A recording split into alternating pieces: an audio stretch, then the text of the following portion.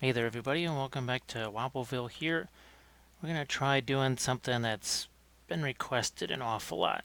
Now I got some work to do here, setting up the chat and all that, but as you can see we've got ourselves a ringwraith here. Ringwraiths, well, they're usually black, and we're going to use some simple colors out here on the palette, and you can see them here. Yeah, let's get that a little bit further down for you. Take a few simple colors here and figure out just how we can get black without having to go crazy. And we're not going to use any black. That's what's really going to be fun. Yeah, we will not be using any of the, was it Black Templar, I think, is the contrast paint. There'll be no Nuln Oil, none of that kind of stuff. So, and just let me type in some passwords and some other things. We'll see if this actually works. I tried to get the super chat to work, but that was not going to work. I tried and tried with no success. So hopefully this is a wee bit more successful. 1 second here. And it's not going to let me use that either. So for whatever reason, we are not allowed to do this. Okay. We'll just kill this here. And I'm going to have to do this the old-fashioned way. So there's not going to be any chat showing up in the corner, so I'm just going to have to use the website itself. So we'll get this out of the way here. Yeah, I have no idea what's going on with Google or anything like that, but it is not allowing me to authorize anything. So let's just get down to painting and the heck with all this other stuff. We've got some simple things here, like some contrast paints. We're going to use these two together, blue and brown. Guess what? They make black. That's why we don't need any, what's that, the Black Templar stuff. We don't need any of that kind of stuff. Some simple paints out here. We've got Fenrisian Gray, Screaming Skull. So these are basically for the Reaper fans out there. That's sort of the Maiden Flesh / Maggot White combo. What have we got here? Baylor Brown, Lauren Forest, Rhinox Hide, and I'm also gonna play with this again. We used it in the last one, and that worked out pretty well. So let's give that a shot. I'm gonna just take one of my little watercolor dishes right here. I'll just stick that in there. It's a little plastic thing. Just got these from Amazon. I'm sure you can get them from any art store. Michael's, Hobby Lobby, whatever. My original plan was to use these or use oils for these, because that's what I did with some of these Morgul Knights here. So this is actually an army painting series that I did for the Patreon page. And we're just gonna go here real quick to, there you go. So a couple of pictures here of what we had done.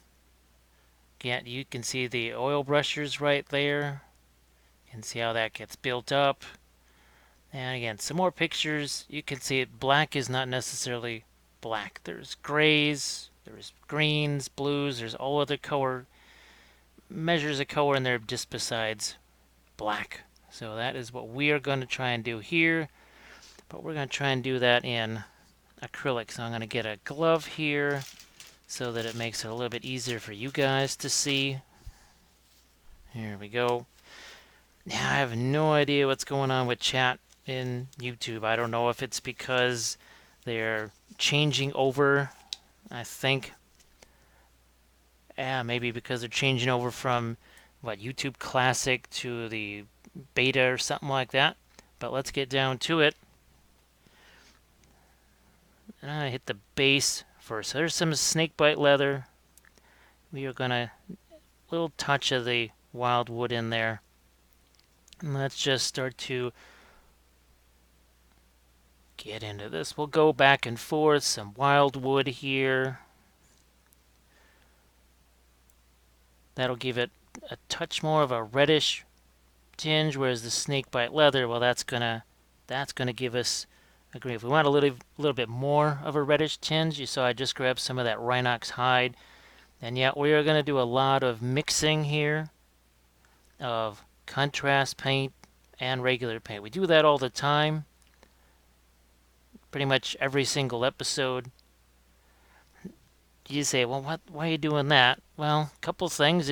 Hey, it conserves on the amount of contrast paint you need, and as always, at $8 a jar, that kind of saving, not the worst thing in the world.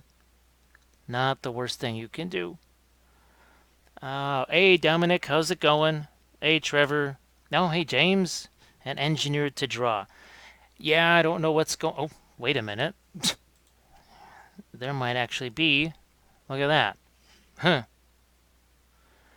Okay, that's weird, because I got all kinds of nasty messages from Google saying, you can't do this. Or, should it be Lord of the Rings themed and you shall not pass? That's pretty much... It was a big old red thing. I mean, it was kind of like a Balrog hunting me down. Fly, you fools. Okay, we'll get into some green here as we maybe or maybe not continue with some Lord of the Rings quotes. We did actually get to play Lord of the Rings again earlier this week. Yet another smashing game for the Easterlings. And I actually now get to add a new trophy. That would be the head of Aragorn. That will go on the Dragon Knight's base somewhere. Because, well, now he had a little help from Camul and the War Priest. Well, and a bunch of pikes. But Aragorn, squished. He's gone. He's in a lot of pieces. A whole bunch of pieces. Alright, so base, good to go for now. Now we're going to get to the fun part where we take some of the wildwood, where we take some of the Leviathan blue. And we're going to mix up. Let's go with horsey first. So right now, this has, I think you can see almost sort of a purple tinge to it. But we're not going to stick with that forever. We're going with some wildwood here. That's going to give it a little bit more of a brownish look. Then more wildwood. I'm going to shift over to the other side of the face here. Like you do. Then back to our Leviathan blue. Yeah, I mean, you can take the, what is it, the Black Templar stuff, and, I mean, it'll look dark gray. It will have absolutely no color to it whatsoever, and there really should be more to this than just straight up black. Because it's just, even when you look at some of the GW grays, well, yeah, it was gray, but there was a warm gray. That Fenrisian gray, that's obviously a cool gray. So the paints themselves are not, even those are not pure, flat, dead gray. Even those are tinted a little bit one way or another. If you're going to use tinted grays, why not just make your own tinted grays? Alright, so you can see we are working kind of down into the depths of this here. This is not the most super exciting phase right here, but it has to be done. We just have to get that out of the way. Again, some more Leviathan blue here. Notice we're not cleaning out the brush or anything like that. Okay, so that successful. Now that leaves us with the rider, and this is where we're going to take some of the... I could use contrast medium too. Oh, miniatures, conversions, and dioramas by Frankie. Good morning. Oh, hey, Rod. How's it going? And Mandalore. How is it going? It's, well, there was some craziness trying to get the chat thing going at first. Not sure what was going on there. Tried doing the super chat thing. That also seemed to be unsuccessful. So we're just kind of doing this the old-fashioned way. But you notice with that being thinned down just a little bit there, gave us a little different look here. It's not quite as, say, dark as the horse. We'll continue here. Trying to use gravity. I know people, they talk about the contrast paint and the pooling and all that sort of stuff. When you think about it in terms of, well, where's gravity going to take that liquid to? And see, notice how I left, say, a little bit more liquid up on that top part of the hood there. There's a little bit of a designed run right there because I knew that would stay wet long enough for me to use it.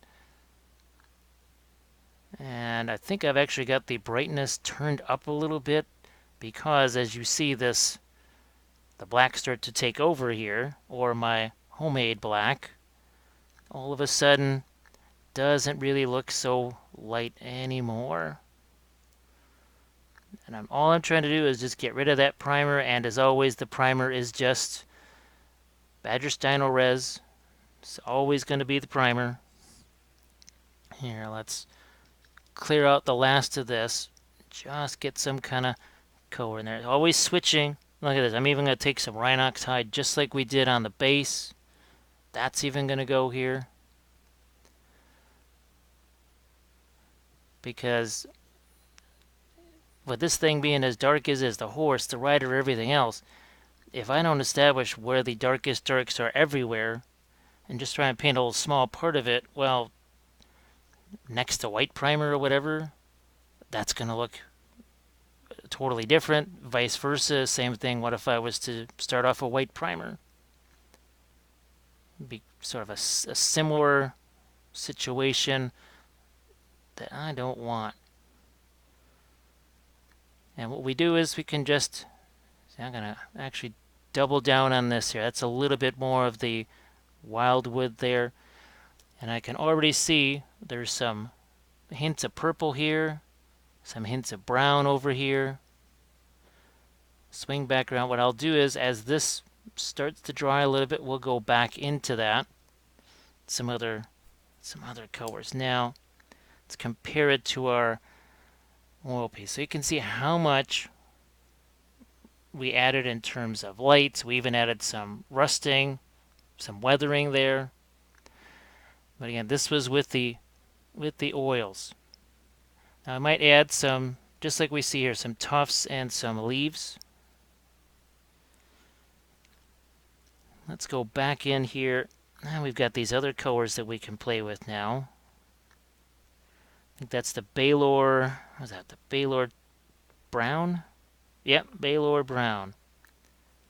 Which is weird because, in about 9-ish hours, I believe Baylor and Oklahoma square off for the Big 12 championship game. A little different type of Baylor.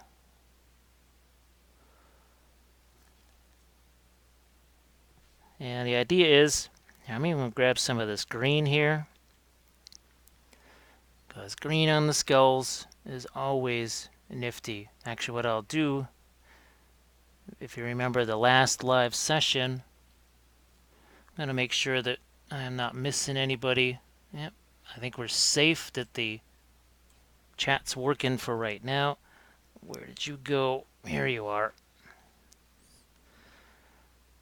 So you can see with the skull right there, we've got some blues on there, we've got some grays, we've even got some green on the skull over there.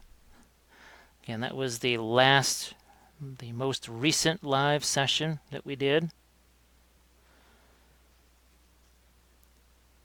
I like the staining. Some of these skulls already have some pretty hefty staining on them, which is pretty neat.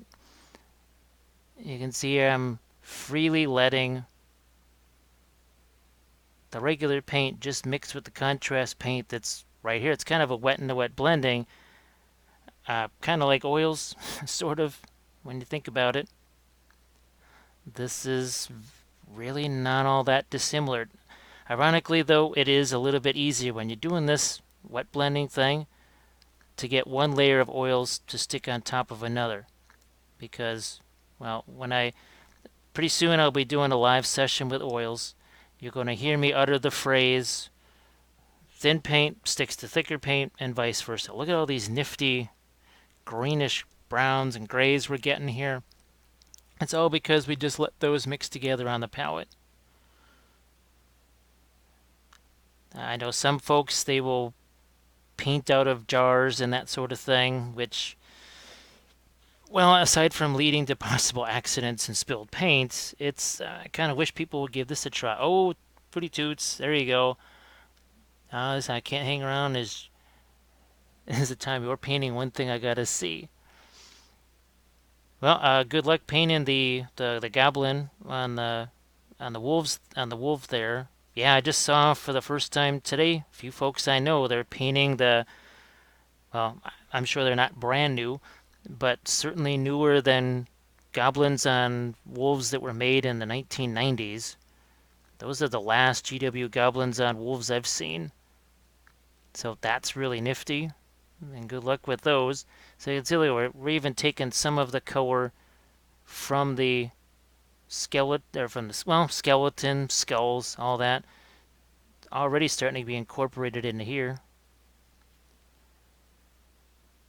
I'm going to take some green, some Leviathan blue, and a little more. There's a nice bluish, greenish gray. Yeah, I always like that kind of bluish green. Works well with so many things. And once again, I am not afraid that it's grabbing into some of those piles of contrast paint there. I'm just sort of using it like oils now. Just letting it mix, because why not? We're even going to get some of this down here. And of course, what are some of those? What's the first chapter in the book of Wappel? Is if a color goes somewhere, it's got to go everywhere.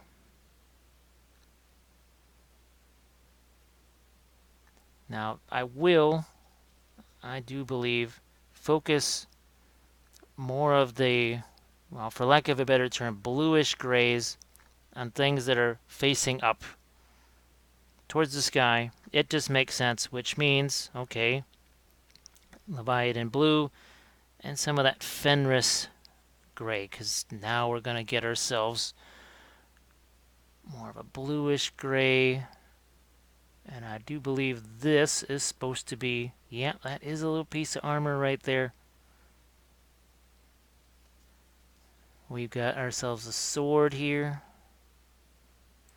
So we're going to sneak in a little non-metallic metal here, because I always try to sneak something like that in when you're not looking, when you least suspect it. I'm even going to try and get some down here into the base. Now, if you're more comfortable letting all this dry and working that way, by all means, work the way that you're most comfortable with. I just ask sometimes that, well, maybe you just give something a try. Maybe just give it a try and see how you like it.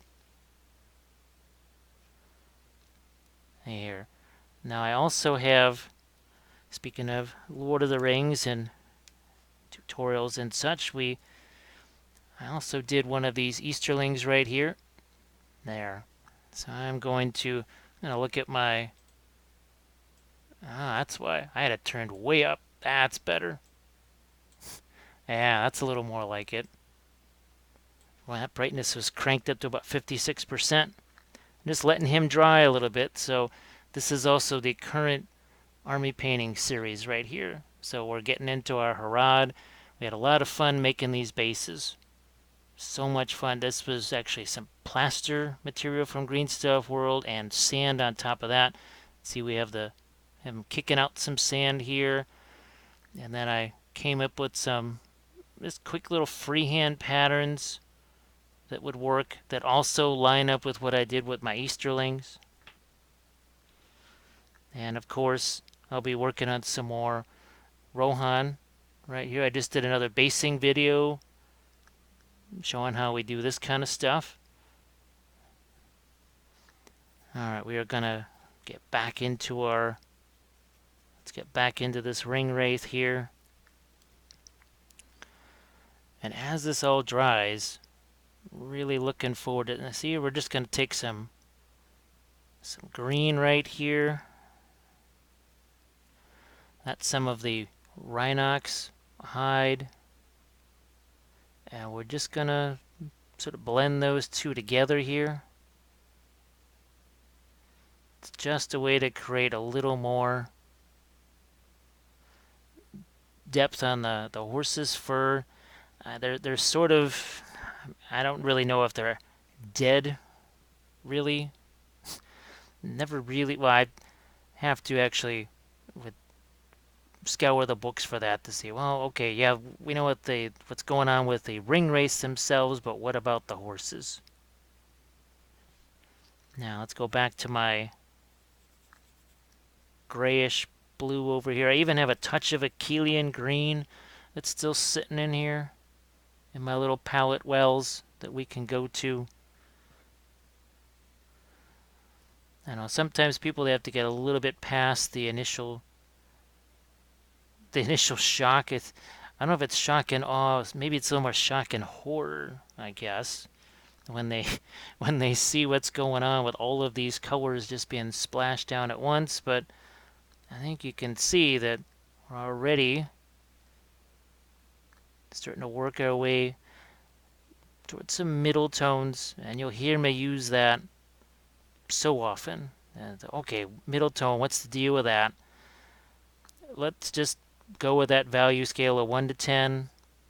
Middle tone is going to be usually between 4 through 7. Alright, I gotta check the chat again. Oh, it has to break out your 9 ring rate and watch this video. Yeah, there will be many more of the Ringwraiths, that's for sure. I think I've got maybe, actually I think I have a whole bunch of just the generic wraiths, sort of Fellowship of the Ring wraiths. But I also have now more and more of the named Ringwraiths. I've got, well, obviously Kamul. I've got Karn the Betrayer. And I think I have, what was the other one? He's more of the fighting type. That's, I think he's from Minas Morgul. I've got him too. So I'm going to go back to my touch of, see, a bluish gray here. So we've got some green, we got some bluish gray. I might even sneak some purple in there. Because remember, we can always go back in, we can do some kind of a glaze over it here and there.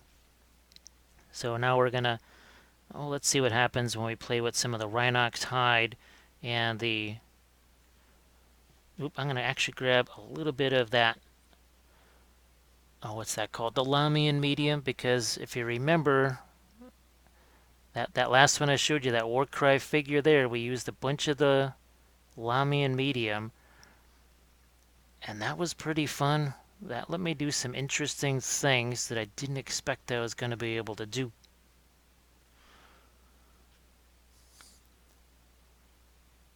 Now, I think I can remember seeing, just sort of from the movie or even from, was it the making of, we had a book, and it showed some of the costumes and everything, and there was definitely, not sure how they did it, but they had some green in those horses. Now we're not trying to make this an orc horse or something like that. I don't know. Again, most of you that have seen these before, you're familiar with me saying, well, you're painting this, but the eye looks at it and says, nah, it's this. It's pink, but the eye it just registers as gray. Especially when pink or purple is next to green. Now, the one thing I know with the, and this will happen with the oil paints too, so I guess just have to get used to it. You just get some shininess, right? That's pretty much not what people are used to seeing. They're used to seeing the super matte and everything. Well, this will dry matte, and whatever has any kind of a satin finish, well, that could be wiped out easily with a little bit of the brush on Army Painter Anti-Shine. Now we're going to go back into some of these skulls here. Now I don't want those to get too bright too fast, which means, hey, I'm going to go back to that Lamy and medium. And what it does, I'm sure that's, well, there's several other things. You know, there's Flow Improver, I'm sure Reaper, Vallejo, everybody else is making something that's basically the exact same thing. But not everybody can get those. Maybe not everybody wants to get those. I just try to give people as many different options as possible. And as before, trying to think about, well, don't want these to be too much attention and draw it away from, well, a black rider. Of course, now these, maybe being a little bit lighter, by default make the horse and the rider look darker. So there's that too. So it's a little kind of a visual trickster game that you're playing with yourself and mostly with the people looking at it. Like I said, we will do some weathering on this too. We're just trying to, at this point, all we're trying to do is figure out, okay, what's light, what's dark, what is what color. Just like here with the, here I'm going to go even a little bit double down with the Rhinox and bluish gray for a couple of these. There's an awful lot of these sort of leather reins and straps. I don't know if this is to, because the horse is going crazy or whatever. There's definitely a lot of extra bridle, reins, that sort of thing going on here. But you can see we got some greens over here now, and then we start to warm this up a bit.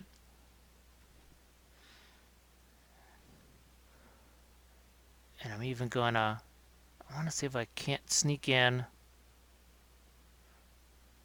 some of this tan in a few places here. I'm actually going to mix the tan with that green. Go one more round here on the horse. And I'm just, all the while I'm doing this, I'm just checking to see, okay, how dry is this? Can I go back into here and play with this? Looks like I can.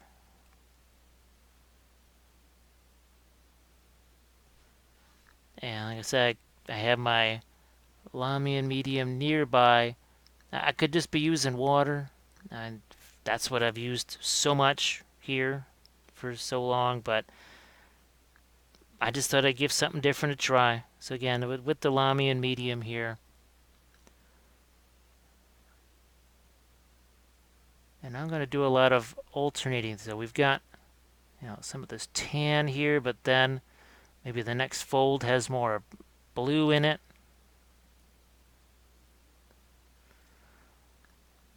You'll be amazed at what just doing a little bit of visual trickery like that can do.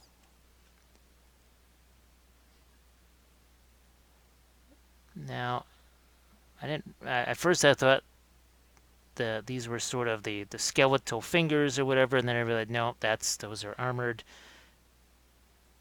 gloves right there.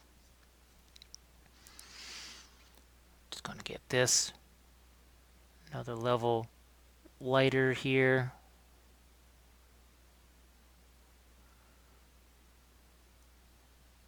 And the eyes, those are actually I can make those a little bit of a glowing red if I wanted to. Might just do that for fun.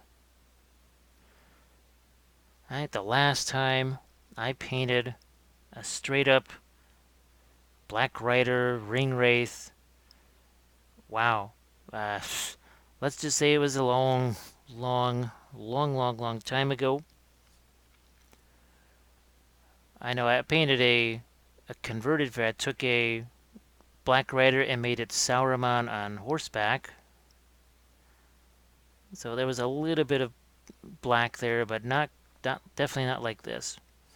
Definitely not quite like this.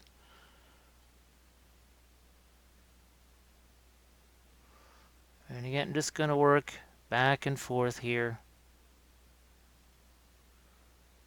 There'll be some other colors that work their way into this area too. Now I've got to figure out how light that edge is. And is it going to be more towards the blue? Will there be some green in there like I'm just about to put here?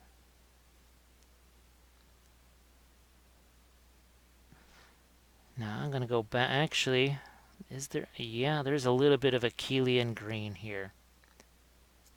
There's just a smidge of it. There we go.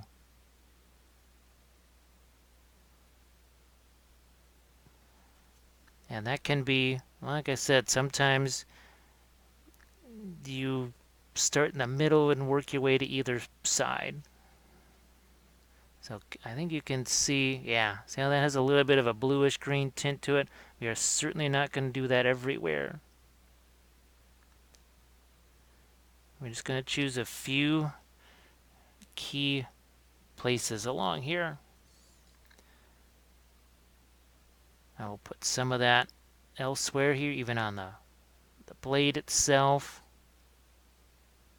Maybe even over here on the head.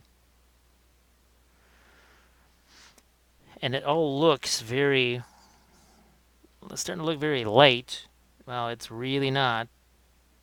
Because if you were to see white next to this, or even anything, say a value 3 even next to it, you'd say, oh, okay, yeah, that is nowhere near as light as I think it is. What makes it lighter is what it's next to. So down in here, I don't necessarily want only darker colors. So what I'm going to try and do is right in here, and this, there we go. So this kind of is its own shadow.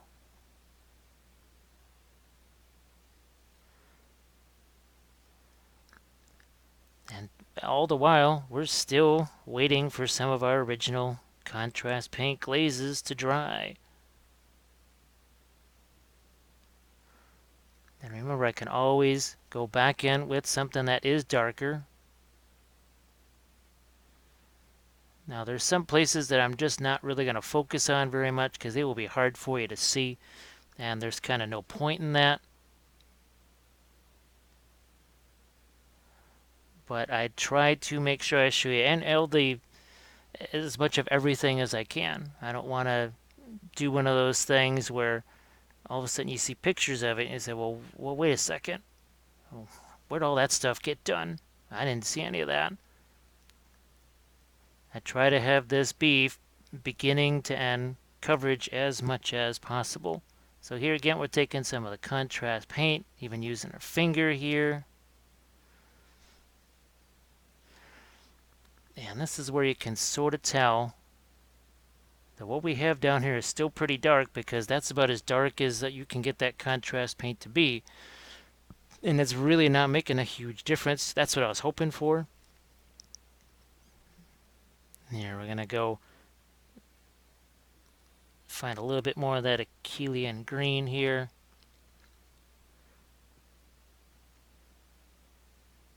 And like I said, this probably, well, here, let's put it next to something that's off-white. Look at how dark that is. That's very, very dark.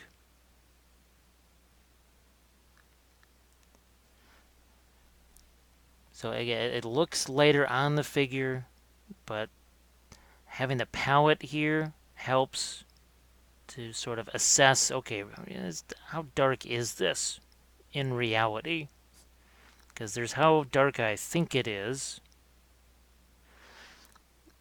I would think that once you get a little more familiar with this kind of idea of mixing and sort of comparing things on the fly instead of that, well, I'm going to look for just the right level gray to go up from dark gray. And then I'm going to find me another gray to go up from that gray. Which just, that's fine. You're going to have a lot of gray in your collection of paints, or, like I said, you use the stuff you got.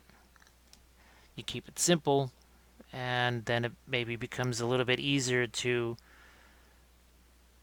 paint more ring wraiths, especially all at the same time. Now, when I talk about the oil paints, that the Morgul Knights and stuff, I have more of those to do to finish off that army. So you might see some down and dirty live sessions, and I mean quite literally, because sometimes those initial stages of oil painting miniatures can get a little, they can get, well, messy. We'll just use that word. They can get messy. Now, speaking of oils, what is it already? It's now December 7th, and that means that December 8th, probably, I don't know exactly what time on Sunday, December 8th, but we got to remember, class registration starts for Adepticon. Hey, Peter. Hey, Al. How's it going? That's Adepticon here in Chicago, in our home base. So if you want to sign up for the 3 classes that I have, one is basing, one is oils, and then the other, that's the one that's really fun, that especially new. Actually, I've only ever done one oil painting class, so that's quite new also. But using the metal medium, the Green Stuff World metallic paints to do TMM. So be sure you check those out. See if you might want to sign up for those. Boy, I just added the tiniest little bit of that Screaming Skull to that, and holy smokes, did that get that got light in a hurry. Now at a certain point too, I might take my Army Painter dull coat, the brush-on variety, and kill whatever satiny things are going on here, because with a figure that's black, well, tends to show up a little bit more. But I think you start to see now already, what do we got here? A half an hour-ish? Oh, let's see, Al says it's going well. Trying out some more contrast paint. Found the, yes, actually, if you, did you see, you were there for the Easterling one. We definitely used snakebite leather for on the gold here in many ways. I didn't have it when I was doing the original army painting series. Contrast paints didn't exist then. Those are months away when I did the Easterlings. But it's handy for so many things. It has that nice greenish tint to it. Alright, I'm going to get me some more of a reddish look here on the horse. Just got bouncing back and forth between that little bit of red and that little bit of green. But then I'm also going to get some of that onto his cloak here. Maybe even some here on the inside of this. Here's some of our original green. Now this is going to just be really dark, so it'll be tough for you to see. But I just want to quickly, very quickly get some kind of value in there. Back to our debris on the ground here. Now I know the horse blocks a fair amount of it, so I'm not going to focus on this very much. So if I'm not spending a lot of time on it, that's why. It'll just be really tough for people to see it.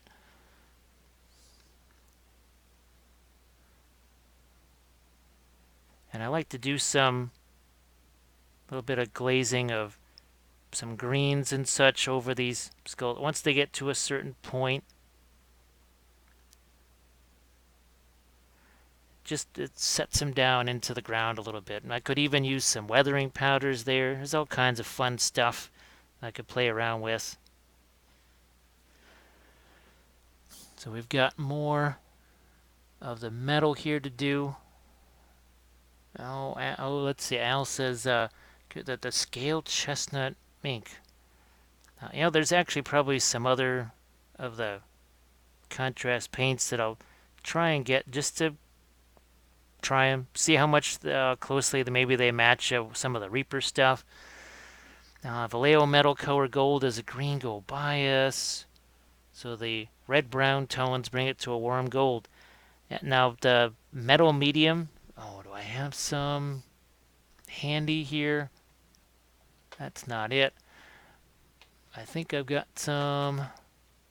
Nope, not handy, but Vallejo is they are the company that makes the metal medium that I use.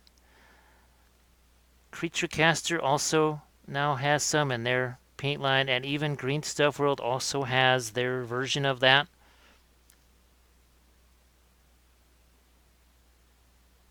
Now I don't know if I'll be doing any Lord of the... Well, maybe the Orcs. I might do some true metallics on them. But I think my Lord of the Rings, I'm going to stick with the non-metallic variety, unless if for some reason I ever do just a straight up Minas Tirith Gondor force, maybe that's where I can play with it. There's enough of them. There's always usually a mob of those guys in a warband. So this is almost a purple right here. There we are. I also have to think, well, do I want to have any staining out towards the edge of the cloak? That's something that the Wildwood can do pretty well.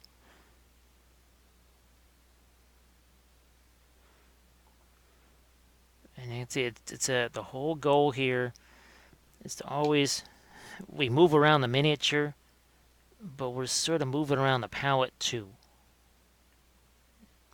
Because this is going to be, it's a relatively light green, but this also has a little bit of that tan in it. And boy, that looks so light there. But if you were to compare it to anything light, it's not. That's how successful we were in establishing dark colors right away. But they were dark colors that we could just build from in a way that, say, if you had done the Black Templars stuff, it's just going to give you that one same shade of basically dark gray, and probably towards the warmish side. I always love my Payne's gray with oils, and you see that an awful lot. You definitely see a lot of the Payne's gray. I really love that stuff.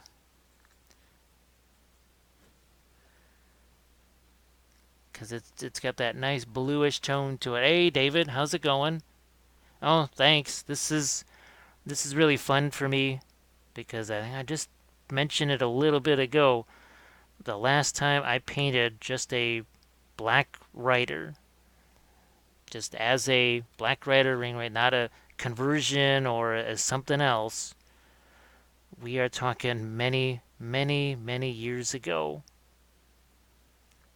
Many years ago.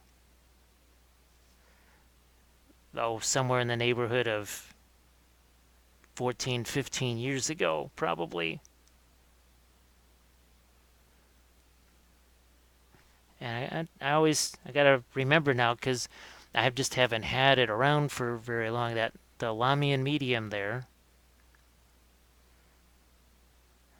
I think actually in the last one we even tried it on some creature caster paints to see what that would do because creature caster paints, as we already know, well, hopefully know, they cover really well, as in really well. So I'm going to shift now to something that's a little bit smaller here on the brush side of things.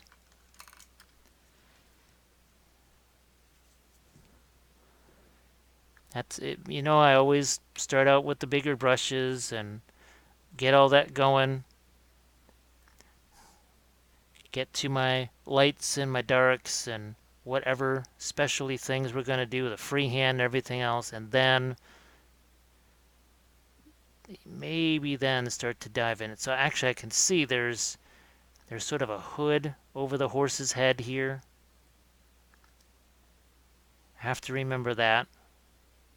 That is actually not his fur there. Oh, let's see what happens when we take the Rhinox hide and we mix it with that, what is that, Baylor Brown. I'm sure it's probably pronounced differently, but just because it's college football weekend here, we're going to go with the Baylor pronunciation. Now this is something fun here too. I'm going to tilt it this way so you can see it. But even here, don't think of it necessarily as reflected light in a classic sense. But it can't just be, okay, everything pointed towards the ground is dark and everything facing the sky is light.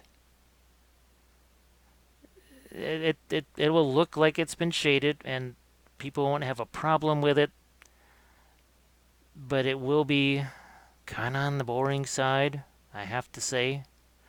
And look, now we're starting to see how we get that right into here. Doing the same thing. That's just a simple reddish tan. Because we have that so much of it here. I need to work it up in here, but now that starts to contrast with all the greens and the blues that we put up here. It also might, I don't want to say age the figure here. Make this cloak look like, oh geez, he's been wearing this thing for a long time. Oh, hey David, how's it going? Oh, I'm gonna scroll up here in case I missed. Oh, there's David. Yeah, David Bosch. And Al says, when you talk about values, say 1 to 10. It all depends if I've got some metallic areas. Well, like up here, that's probably a place where we are going to, and I'll just do it right here. It's probably an area where we will push the sword, same thing. So we'll probably push those lighter. That it's all about the creating a center of interest on the whole miniature, and sometimes it's the face. Almost, well, I don't want to say almost always, but it's typically the face, like you're saying. But here, well, we have no face. There is literally no face there. So we got to figure, okay, do we make the horse's head? Do we do something like that? Actually, we played with this in the last video. So this is the golden acrylics. This is their fluorescent orange. We don't need much. We do not need much. I'm going to put some of that there. Let's see if I've got any kind of red here. What is that? We'll just go with this wild rider red. I suppose that makes sense. Just put a little of that over here.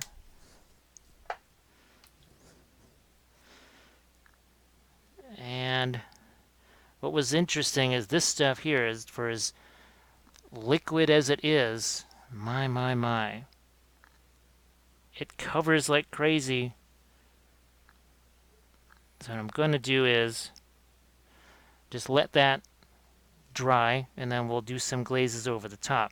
Now, if we want to do some rusting on the sword, well, I'm going to take some of that Rhinox hide, and we'll just make ourselves a rust color. I could also use my secret weapon weathering paints for that. I mean, you could use weathering powders too. But see how that's kind of a glazy effect there. Oh, let's grab some of that Lamian medium. That's in that container up towards the top there. And there we go. I don't want to entirely wipe out what I did on the rest of the blade there. But we just made our own rust color. We are going to put some of that on the horse's head here. Because sometimes... Oh, hey there, Evil Elvis. How's it going? It's not always about just the lights. Well, to use the holistic approach term, sometimes that's what it has to be, is its values in combination with saturation. Because I'll do a little trick here in a second. Now that might be too bright of a rust color right there just yet. Let's grab some of that Lamian medium here. Push that around. And this is one of my favorite things here. So you can see we've got the greens and the blues and everything. Well, let's go over to here and go zoom. So we turn it black and white. Now, if we wanted it to just be a black rider, we could just take black and white paint, and we could have shadows like that. But let's bring up the color intensity here slowly. And all of a sudden, now you start to see those greens, the oranges and blues next to each other. Oh, not dead yet. Not quite dead. I know I will be sort of tired at the end of this, because it's been another one of those really long days. Another very long day. Heck, I'm going to see if I can't use some of this elsewhere. It was a rust color in one place. Now it gets to be a leather color in another place. Because it'll... Again, I'm looking for not just a value separation, I'm looking for a color separation here.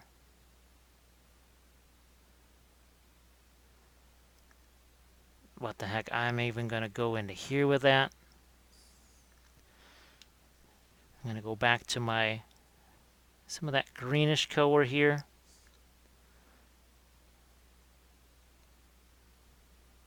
Oh, miniatures, conversations, and I'm going to have to go MCD.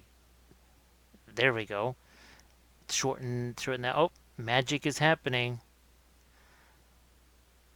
It's always, how often do we talk about it where it just kind of doesn't look like much anything at all, and then all of a sudden you turn around and you say, well, what the heck just happened? How did that just sort of almost paint itself? And I know it's a weird phenomenon with this, and I know Kathy's probably said it on her live stream too, that somewhere between 70 and 85% of the time, it just kind of looks like nothing. But then all of a sudden, when it's done, boom, it's done. That's like you drop the mic, and you're out, you're done. That's it, all over. There's no lingering pain. It's kind of going, whatever, and then poof. Oh, all right, we're done. Look at all those nifty things. I guess, just like any sort of a house, you're starting with a foundation, and there's really nothing. The designers don't love foundations. They like to put wall hangings and wallpaper and carpets and track lighting and all that kind of stuff. But we have to do the boring stuff. We have to lay that foundation. Evil Elvis. What is this? Is actually one of the kind of just these standard Black Rider Ringwraiths from Lord of the Rings. That's, well, Middle Earth strategy battle game now, but from GW. This is one of the original medals from forever ago. So you're probably looking at 2001 or 2002 when this miniature was probably first cast. And this is one that has survived all of this time. So he's well, he's almost as old as a Ringwraith practically. But as I mentioned a little bit earlier, I'm trying to expand my Lord of the Rings armies. Obviously, we're focusing on the Easterlings to start. And then I was working on a Rohan army again. That was, what was that, Series 9 in my army painting series for the Patreon page. But I just discovered, looking at the rule book, that hey, Dol Amroth and Rohan are natural allies with each other, which is why, now I don't think I've got him, actually I think I have him here. I'll probably be working on him in a live stream, but I've got Erkenbrand. So I'll have Erkenbrand, Theoden, Eowyn, some of my favorite Rohan characters, and they will be with Prince Imrahil and my Dol Amroth. Now, do I have my prince? Here he is. So this is a blast from the past. So this is a long time ago right here. This was the last Golden Demons that was held in Chicago. Oh my gosh, 2010, 2011, something like that. And this is the only Golden Demon figure that I have left right here. I think this got me a silver, whatever that last year. So you can see all this freehand that's here. Well, you can guess that I'm going to try and do as much of this on my new Dol Amroth as I possibly can. So see, even here, pinks, greens, all that sort of stuff. Look, even here on the swan, you can even see some sort of browns there next to the blues. So you can see I've been doing this sort of mentality for quite a while. I'm just trying to get colors, lots of different colors everywhere. Now the army painting series, once you sign up, if you do that, if you take that $15 a month leap, well, first thing that happens to you is you are buried in, well, now it's more like 240 hours of tutorial videos, because I just uploaded a new basing video today. There's going to be another basing video coming up in a couple of days, because I've got lots of large-scale figures and dioramas and vignettes to base. So it's going to be quite the basing month. I've got the Ossiarchs underway. I think I've got half of the, just the standard infantry. Was that the Mortec Guard or whatever? Those are all prepped and ready to go. Now I'm going to go back into my Rhinox hide. I need some lighter stuff here. This was wet before. Now, unlike oil paint, where I could just make it thinner and it would cover that, with the acrylics, I just had to wait for it to dry. There was no other way around it. That's one of the things I really do love about the oils. But see, that's almost kind of a pinkish color right there. Almost a pink. Speaking of which, let's get a little bit of that into these fur / skin tones of our horse. Some of that into our rider here. So again, see, we've got the bluish green, and now we've got some of the red going over here. Oh, I didn't get any of them on. I've got them on foot and on horseback.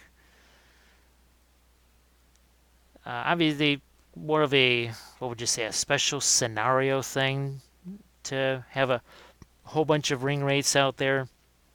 But it's okay, especially now, because you've got the Gondor War Book, and oh yeah, well, was it 3:12 in the morning here? Oh, what would you say, 9 hours, maybe less, maybe 7 or 8 hours from now, all the new Rohan stuff is going up on the GW site. That means terrain stuff. Not so much thrilled with the Palisade, but I think I want at least a couple of the houses. It would be a good scale comparison for when I build the rest of my Rohan terrain. I can sort of build to that size. Then you've got, oh, and of course, the new Saruman and the new Grima, which ironically enough I still have. That's some of the last of the Lord of the Rings stuff. My original stuff that I still have is my Grima and that converted Saruman figure. I really loved those. Those were very fun too. So let's see if we can't find some kind of a red here. What have we got? I'm just going to put a little bit of this out here. Not even going to bother putting it in one of my little vats. I'm just going to throw it out here somewhere. A couple of places. There we go. That's good enough. Because remember, we wanted to do some stuff with the eyes on the horse. Tone those down. Because we got the fluorescent in there. Now we'll work around it. So it tones that down a bit. Still looks red.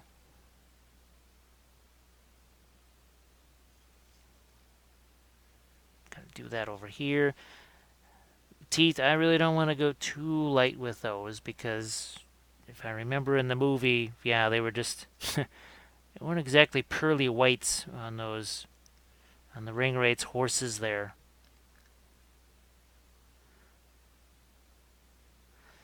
I will, however, see if I can't mix up something that looks vaguely brownish red. There's a couple of these little cuts and gashes on the horse here, so that can add a little bit of color there. Heck, maybe even in the nostrils here. Maybe even a little bit in here. Yeah, boy, it's been a while since I've seen the movies. I know while we were playing a couple weeks ago, they were sort of playing in the background. What was it? The Fellowship was. But we were in the middle of playing the game, so I didn't necessarily see too much of it. I'm going to keep going again. That's the Achillean green. Mixing it with some of the, oh, what is that? The Fenrisian gray. Oh, T. Karcher, thank you very much. Oh, yeah, let's see. Who the heck are they playing? And I just saw the schedule, too. Because, let's see, their last game, well, that's going to be in the Dome against the Bears. They probably have a game against the Lions. They must be playing the Packers again, because usually the way the schedule is made now, it's mostly divisional games to close out the season. Seems like of everybody's last 4 games, at least half of them are divisional games, if not 3/4 of them. So I'm going to get, again, I don't want to get too involved with stuff that's you can't see. Maybe you can see this. You sort of can. So I'll sort of get some colors in there. Now, I'm going to go with some Leviathan blue in here. The idea is it's not just darkening that, but it's also going to cool that down a bit. And that will help it recede. So we've done lots of stuff. Lighter, lighter, lighter. Now we can kind of swing back the other way. Start to make things a little darker.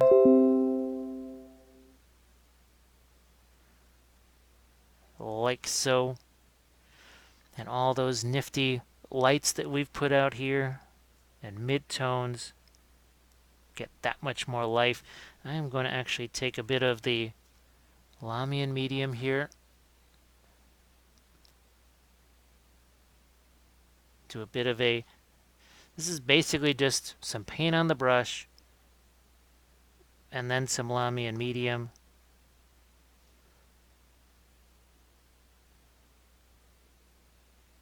It's a little different thing for me. I haven't really done this kind of thing before. It's been a long, long time.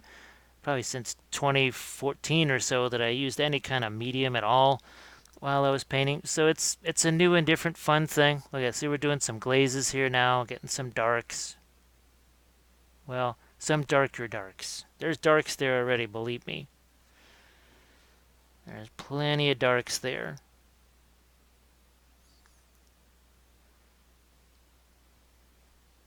Once again, I got that little bit of a Keelian green in here. Now, some people would say, hey, that's palette sludge. You know it is. You've already gone to palette sludge. No, I think there's still some pretty defined colors here yet. I don't think we've gone quite to palette sludge. If people are wondering what that is, that's quite literally just what's left on the palette and just kind of utilizing that. But we haven't gotten to that point just yet. Again, doing some more dark glazing in a few places here. Gonna take some of that. This is just literally straight up Lamian medium, and I'm going after the edge of what was painted here and just pushing that around. Now this is definitely much more of a straight up kind of a contrast paint. Yeah, that's just contrast paint. That's the Wildwood and Leviathan blue. Let's go for some more glazing right here. So you see what I just did there? So I kind of positioned that darker coat. Now I'm just going to take this Lamian medium here and we'll just... This is very much like what I would do with oil paints here. So I just sort of push that around. I can even use my finger. I do that all the time with my oils. Why not do it here too? So this actually being more of a hood than the horse's skin or fur. I'm going to go a little darker with that. I seem to remember that one that I painted so long ago that I didn't quite realize that was a hood there on the horse. I'm going to go back to my green. This is my light green over here. And we will... Again, I know he's supposed to be a black horse, but just these... You know, he did have some shininess to it. I remember that. It was sort of glistening. Horses do sweat after all. And maybe these were horses that were kind of not in the, well, pristine shape, so maybe they sweated a little bit more.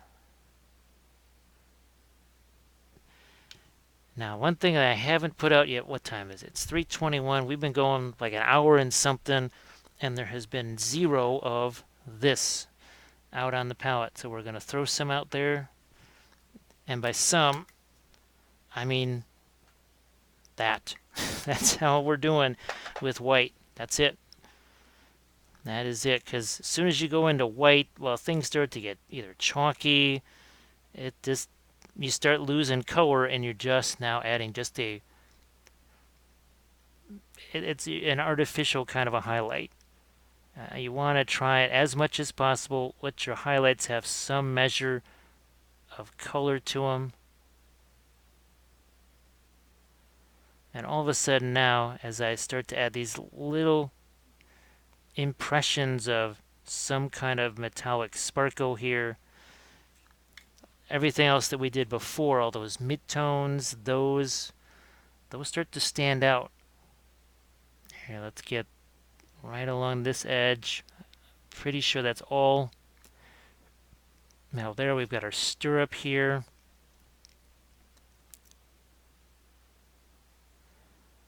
Okay, where else can we... Yeah, we need some here on this.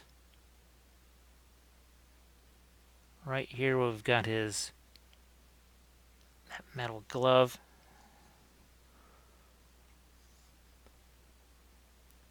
All I'm trying to do is just a few tiny impressions on, say, the knuckles. And I can always go back in. Let's say I just think, you know what, that's too much. I can always go back in there, tone that down. Now I'm going to go back into my Lamian medium here and see what we can do on this surface here. It's almost a little bit of wet into wet again.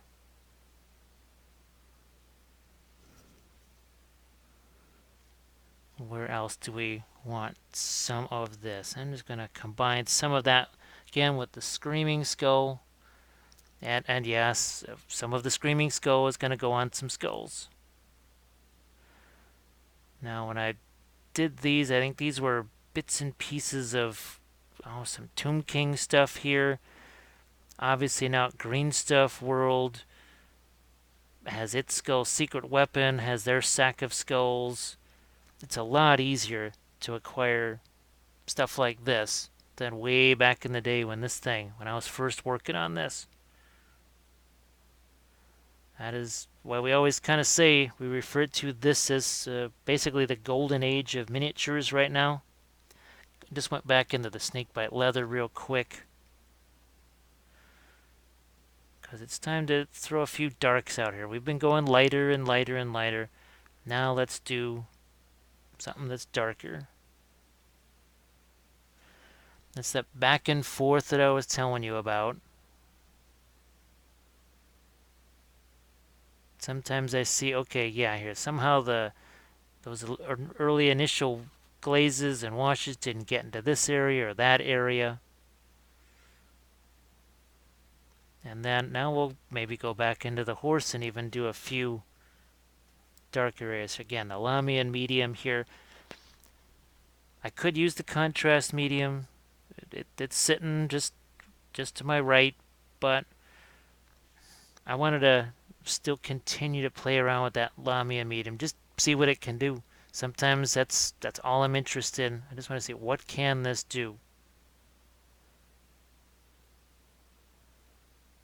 Again, looking for some more darks here. We have almost too much in the way of lights here. So you know what?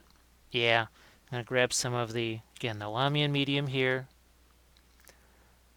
And my goal is, just like I was doing on the Riders. Oh yeah, look at that.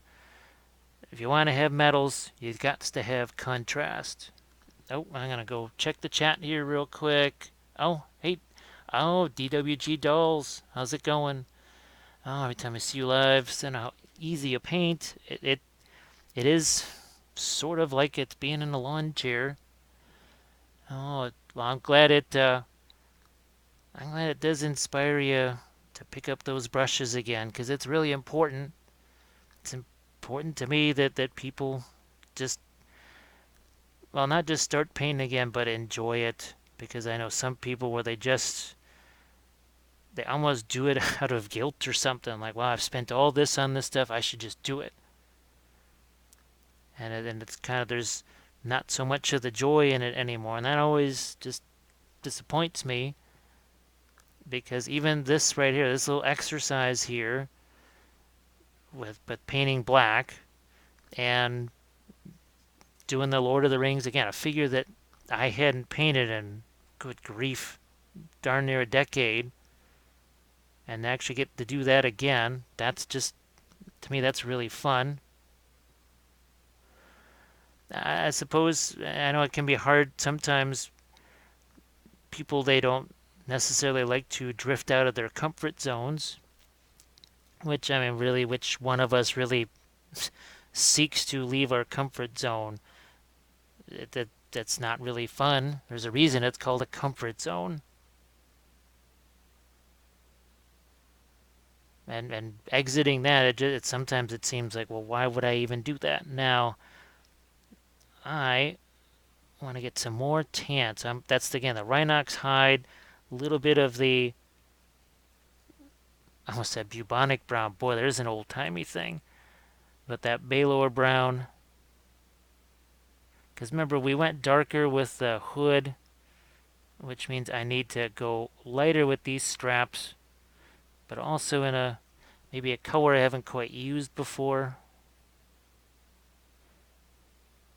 Trying to maybe avoid the green there, because we've got so much of it on our rider here. Now, can you see this again? Look what just happened there. See, we've got the tan here. What the heck? Let's push it a little more, slightly more over here. And I might even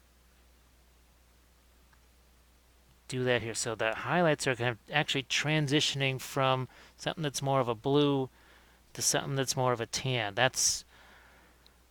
It's something I like to do on chaos figures, actually, or anything that's sort of very exotic, kind of a fantasy type thing, as opposed to, well, I want this to be more real. It's not really something I would do, say, on a World War II historical figure, but this is not exactly historical, so why not kind of go wild and play around with the colors as much as you can.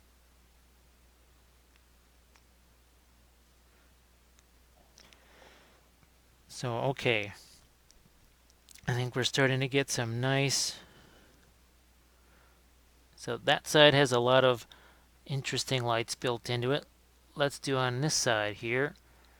Oh, Evil Elvis is when you watch your one in dirty paint mal. That's the palette sludge glaze. Well, I've done I've done accidental palette sludge glazes, like boop, dropping the miniature right into the palette. And believe me, this figure is poised right over the top of that palette. That's why it's sitting on one of these jars like this. I mean, it makes it easier to hold over the long term, but it also reduces the chance of me just dumping it into the palette on accident. I suppose now that is one way to make sure that if a color goes somewhere, it has to go everywhere. That's one way of doing it. Ooh, let's go. This is some of that snakebite leather, a little bit of the Leviathan blue. I have to say I do like this new, well, it's not a new camera setup, it's kind of the same camera, but with a different mount on it that doesn't shake quite so much. That thing would still be shaking with the old setup. Baby steps, baby steps. Just like I did on the other side. See, this is where I'm trying to sneak in a little bit of that, just a touch of that lighter, sort of a tannish color. We got the blue up here. That's that whole cool down to a darker color, or down to a warmer color. So sorry. Oh, I got that Rhinox mix here. That's a little lighter. I'm gonna try and sneak in a few little lights here. We got he's actually holding the reins of the horse. There are not many figures that are actively holding the reins. I think that actually some of the new sculpts, they've tried to do that. Actually have the guys holding the reins, and I know that, well, guys train themselves to be able to ride horses in a battle and use their legs to control the horse instead of the reins and the usual methods. But sometimes it just looks a little wacky.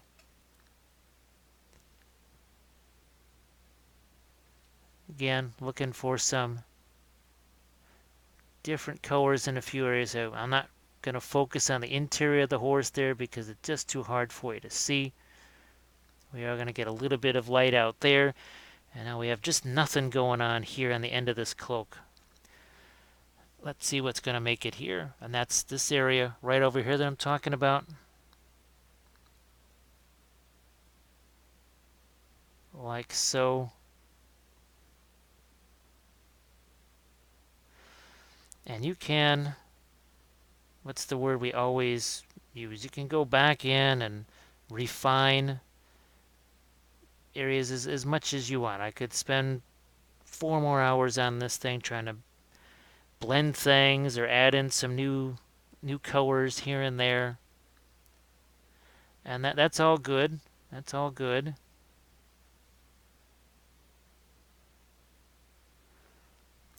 But let's say, okay, I need this for one of our Lord of the Rings games. I can always just pop them off of this thing, play said game, and then do some more. That's what I did with my Easterlings. Heck, I've already played 3 games with them, and they are still not completely painted by any stretch of the imagination. But as we're playing it, it pretty much looks like they are. You know, in the photos from when you're far enough away. I mention that all the time in the army painting series. Just now, episode 1 is always basing, and episode 2 is always a color test figure. But once you get past that first down and dirty episode 3, where you're just kind of doing what we did in the early stages here. Now say, look, once you're done with this stage, it already looks better than bare plastic or just primer. Then after episode 4, some people would say, hey, that's done. And typically episode 5 is sort of the final stuff. Freehand, if there's snow on the bases or whatever, some kind of special foliage maybe. So I can go back in here, add darks, but just so many fun things here where we've got the tans and the reds. Dropping your model in the palette is modern art. It's also modern art because of the blood splatters that end up on the wall too, as you just smash your face into the wall. Yeah, I have done that more than once. When was the last thing?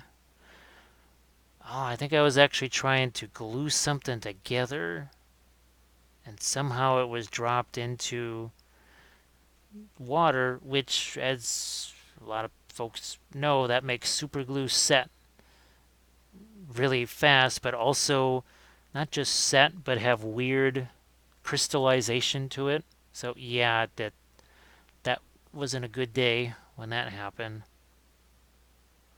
So I'm glad I actually have some 3D printed figures that I'll be working on. Oh, and well, speaking of Lord of the Rings, and well, this will be a Patreon series here.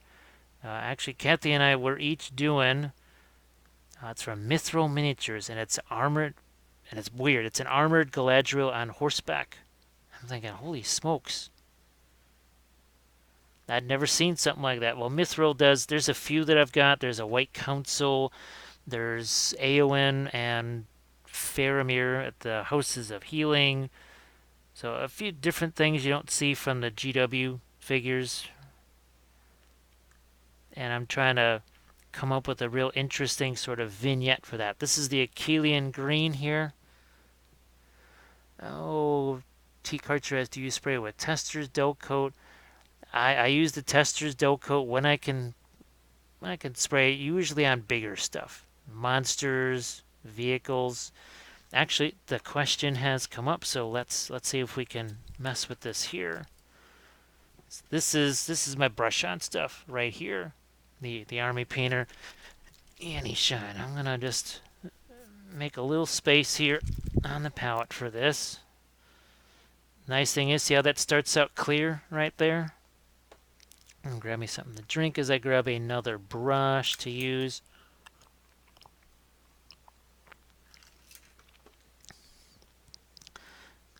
And I do advise that I found out the hard way And what you want to do, just take a little bit of this. Do not slap it on. I'm actually going to take what's here and I'm just going to push it around the figure.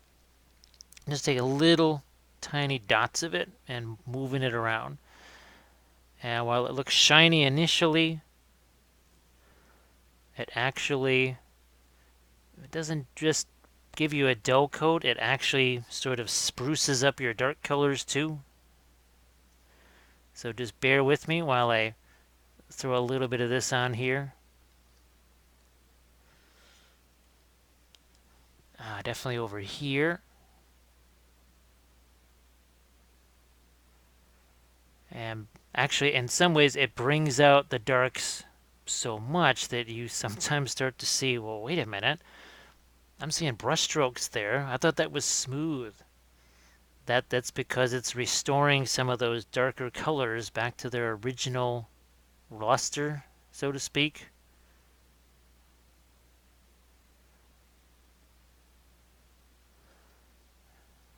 All right. And it can take, obviously it depends on temperature and everything else, how long it takes to dry. But it's way safer. It is way safer knowing that I could put this on anytime. I also use this. I just took some other figures that were mostly painted with oils, and because they had to be in the mail very soon, I just finished them off with acrylics. But before I put the acrylics on, I used this stuff. And here's another thing too. Okay, top of the head, that's going to get touched a lot, right? I could put a second coat, third coat, fifth coat, sword blade, things that you would say, you know what, this is probably going to see a lot of contact. This is probably going to, the tail, the edge of this cloak here, all of these things probably are going to get either by contact with fingers or foam or however you carry your figures around. Now, I don't carry stuff in a foam case. It's all magnetized and stuck on metal. So, but there you have it. Now let's go back to painting again here, because dull coating's no fun. And we're going to go back into the eye here. Same thing on the other side. I got this nice deep red here. This is another reason why I wanted to set up this lighter stuff and that greenish color, because all of a sudden that the red in that, well, whatever that is, that cut mark there, really starts to show. Might even emphasize the reds here in the mouth that much more. What else have we got here? So I've got some grass tufts that I can throw into this here. Let's see what we have. We've got a couple of things. So I've got some of these guys here. Those are from Warlord, and I might play with either, some other kind of maybe tall foliage, something like this. We'll see. We'll see when we get to that point there. In the meantime, I want to play around with some more of this green and tan together here.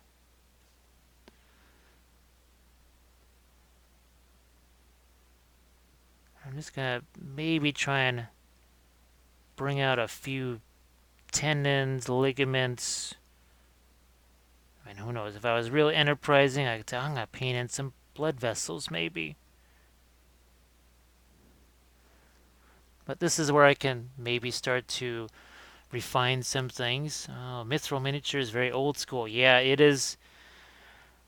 And it's weird because even their, well, we'll just call them newer ones. So these might have actually been digitally sculpted even. Like their horses there's not a lot of shape to them. That was sort of the challenge, actually, that I was given, was to take this horse that has very little shape. You know, even this one, as old as this is, as far as GW sculpts go, there's still more clearly defined muscles and such on this horse than that mithril horse. So that's going to be a challenge there. So again, I try to think in terms of linear highlights. When I'm doing stuff that is metal, you sort of need to just kind of have a line of highlights there. It just starts to make sense with your light source. And here we're doing a few de facto highlights on this, but you notice they're a little bit broken up. It's not one just smooth, pristine swath of color. It's slightly broken up. But when you look at these highlights, look at that. It starts out almost a tan coat and then works its way all the way to this bluish green. Now I had to stop what I was doing because I was getting to be a little bit too reliant on that. I just shifted to another. See, look at that. That's much more of a reddish color right here. So look at here. We got blues, kind of a reddish brown, almost a purple, back into this reddish brown color here. It's actually got a little fluorescent in it, if you can believe that. Just a hint of fluorescent in there. So I said you can mix fluorescent paints with your regular paints. They don't look fluorescent, but it does increase their intensity a bit. And the person who's looking at it doesn't understand, well, why is that color so intense as opposed to here, here, here? And it is actually that. You have that nifty, that's that little touch of the fluorescent in it. So we're changing the color of the sleeve yet again here. So kind of a bluish light to that tan, and now almost a reddish brown as it works its way around. And this is black, right? This is I can't make air quotes. My hands are full, sort of. But if I could, I'd be making air quotes when I say black, because there is no just black. It is generally no color is reflecting back. Typically what happens is light hits something, it passes through, and then gets bounced back out, and how much light is bounced back out at you, that's how light something is. Or how little is bounced back at you, that's how dark something is.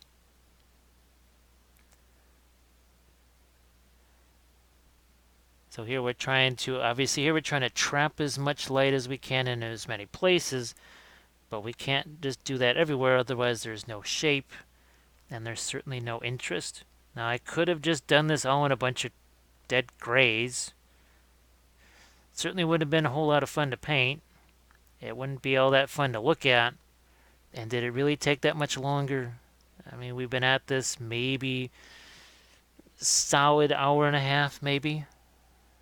That's with the base, that's with all the stuff. And we have all of these nifty, look at this, from blue to sort of a green, back to more of a blue, now almost into a reddish color here. And you notice, remember, we wanted cooler up towards the top and then warmer towards the bottom. We've managed to keep that in mind the whole time. As much as I've been rambling and talking about other stuff, I've tried to keep that in mind and answer questions like, lack of detail, just finished. Oh my goodness, whoa, grenadier. That says no detail. Nothing like, oof, wow, that is some serious, what is that, 1980s kind of old school. But then miniatures, conversions, and as what do you prefer, priming with an air? Well, spray cans are out. The last time we used a spray can, oh my goodness, had to be 10 years ago, if that recent. I didn't use an airbrush until, I want to say, maybe 4 years ago, because I had airbrush stuff and I just had stopped using it, and it all just kind of was broken and unusable. And then I started working with Badger, and well, now there were airbrushes again. But that entire time, after ditching the spray cans, we would just brush on primer. And I know I've done it in some, well, the Rohan series. I took the same Stynylrez primer, like this here, and I took that color, a reddish brown and sort of a green, and I just primed them all by hand.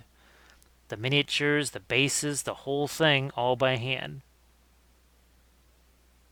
And that was actually part of the tutorial. There was just me priming the figures, but minus the airbrush, because hey, not everybody has them. Not everybody's in a situation where they can use them. And I always try and present as many options as possible. And well, one of the options was I don't have an airbrush, but yet I like Badger Stynylrez primer. So you can just do what we did and still do. Brush that stuff on. That way you don't need a spray booth. And the spray cans, well, in Chicago, there's 4.5 minutes that's okay for spraying anything outside, and that's over the course of the entire year. So yeah, we started doing the brush on primer. We tried the Vallejo stuff and we used it because I didn't. We used Vallejo paint, so we figured, well, the primer's got to be fine. Wasn't super thrilled with the Vallejo primer, have to say that. And then I know other folks, they kind of confirm the same thing. I use other Vallejo paints, even to this day. But Vallejo primer, the only time I would use it is pretty much on terrain, I want to say.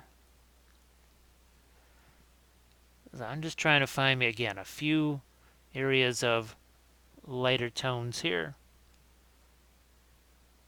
And the idea is this sleeve, if it's going to be round like this, I want this point, just like we talked about, that chain of, that's a better term, a chain of highlights.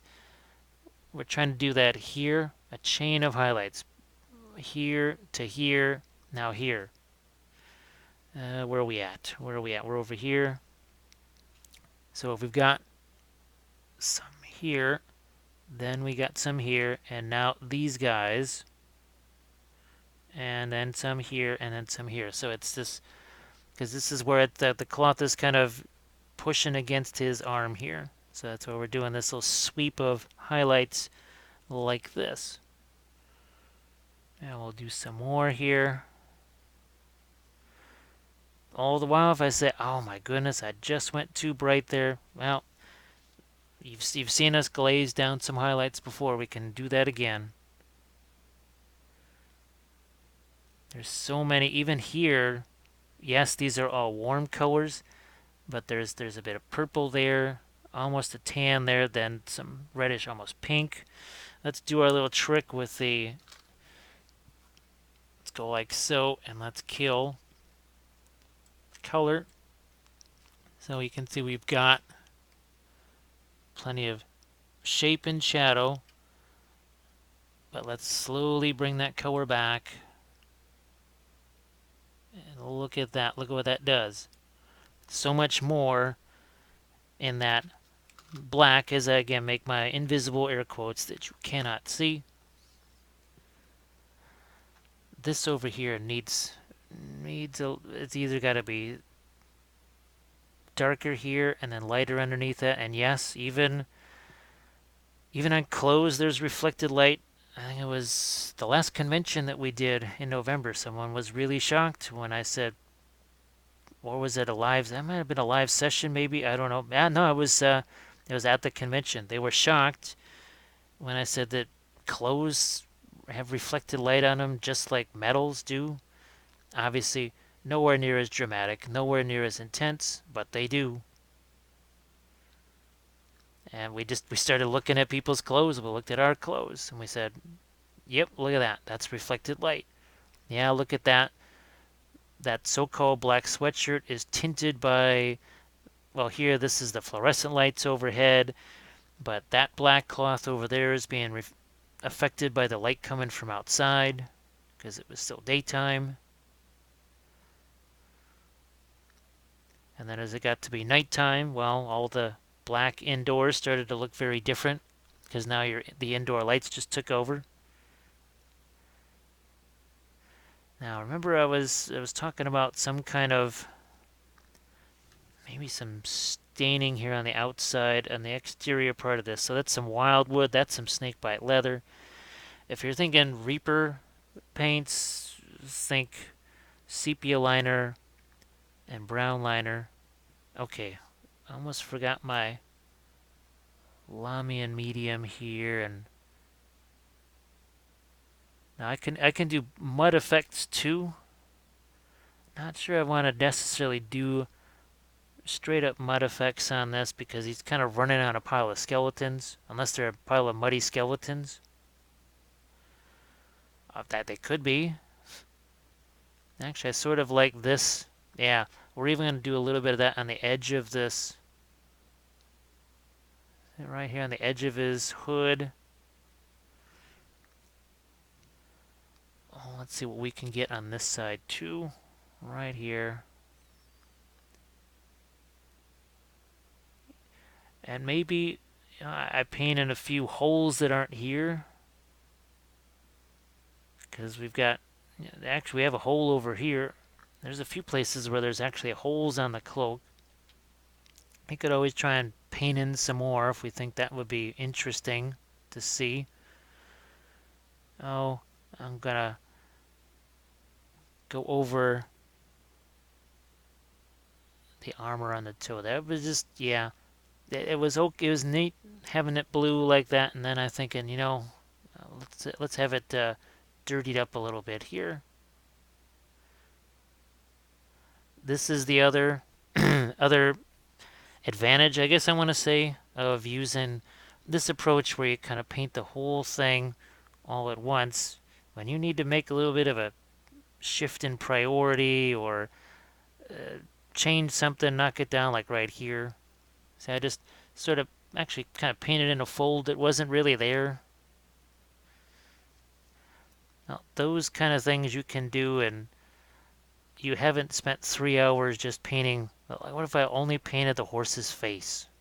Well, I know because pretty much the last time I did this, years and years ago, we weren't doing this all over approach.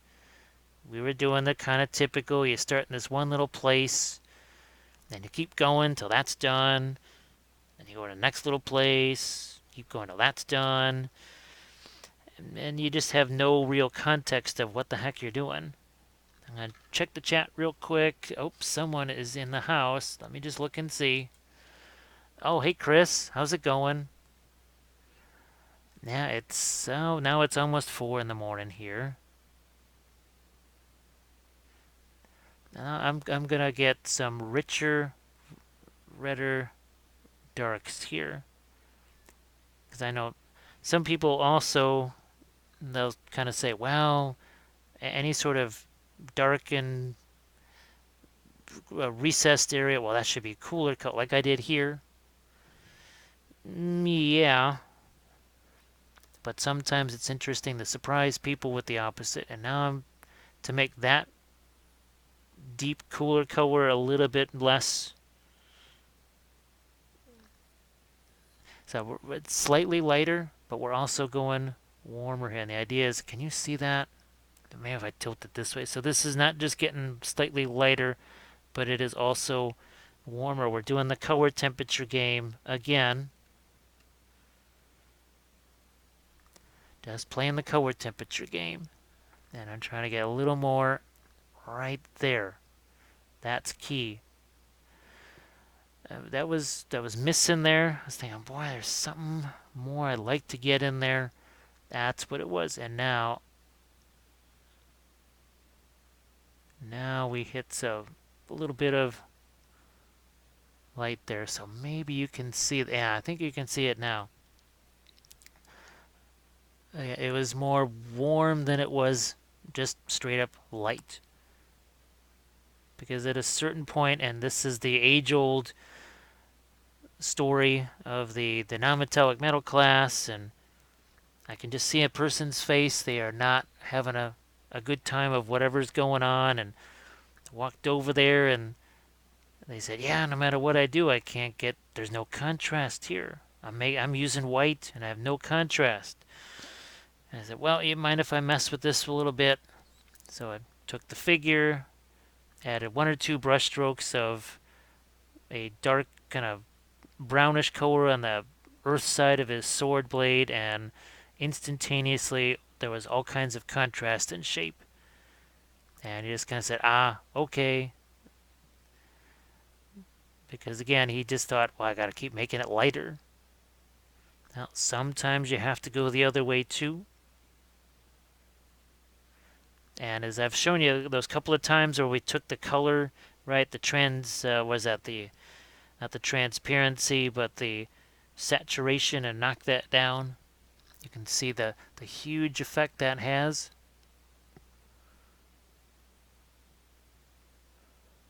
Now,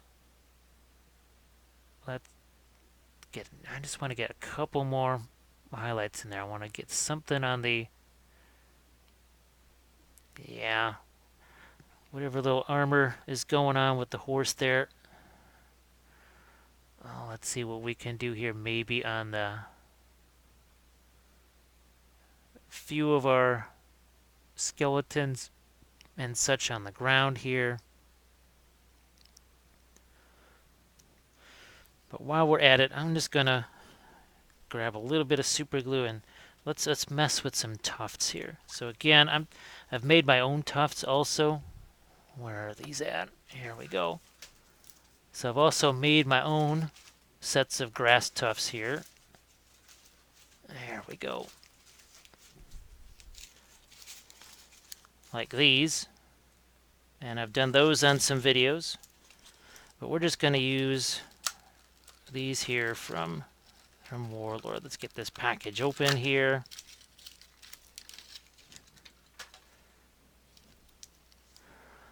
And I know for sure I want something right there.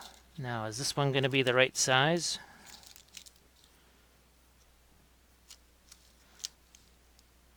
That could be a little too, no, not too big. And I like to have these little push pins right here handy, because this way I can really get this tuft to stay right where I want it. And then, see how I'm just kind of spreading that out like so. Now I'm going to get a smaller one in here. And they also, yeah, see there's another little gap there. In you go. Adds a little more texture to it.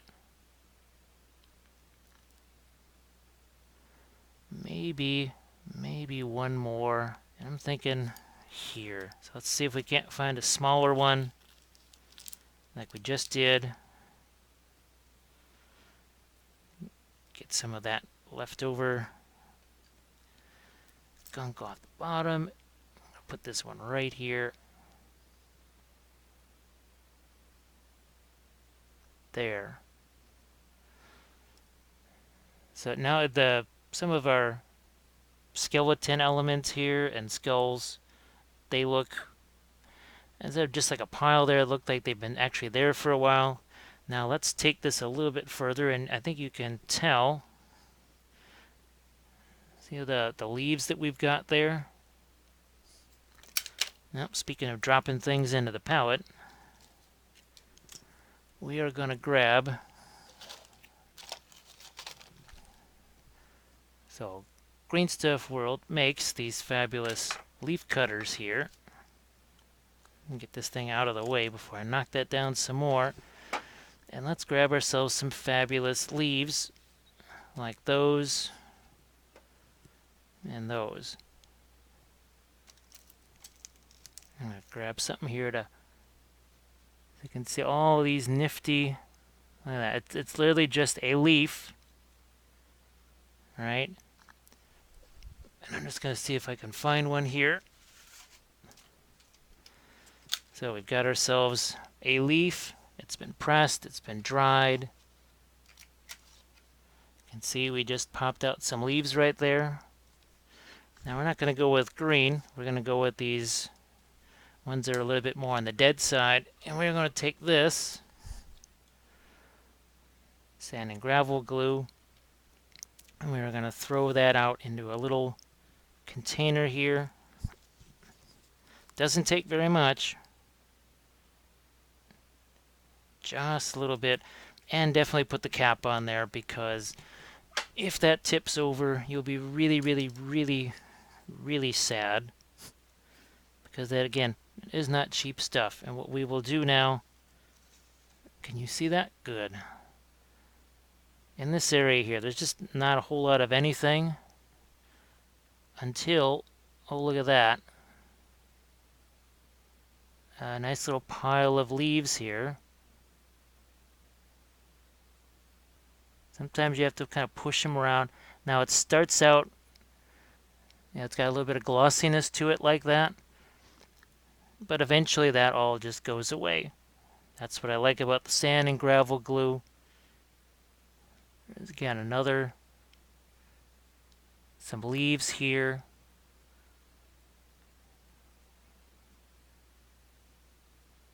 Again, if it's a little bit off camera, just bear with me.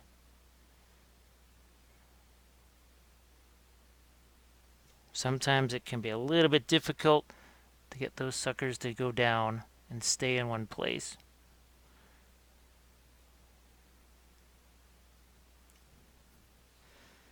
I might even get myself some more sand and gravel glue out here. And let's get a couple more leaves going. Again, hopefully you can see what I'm doing here.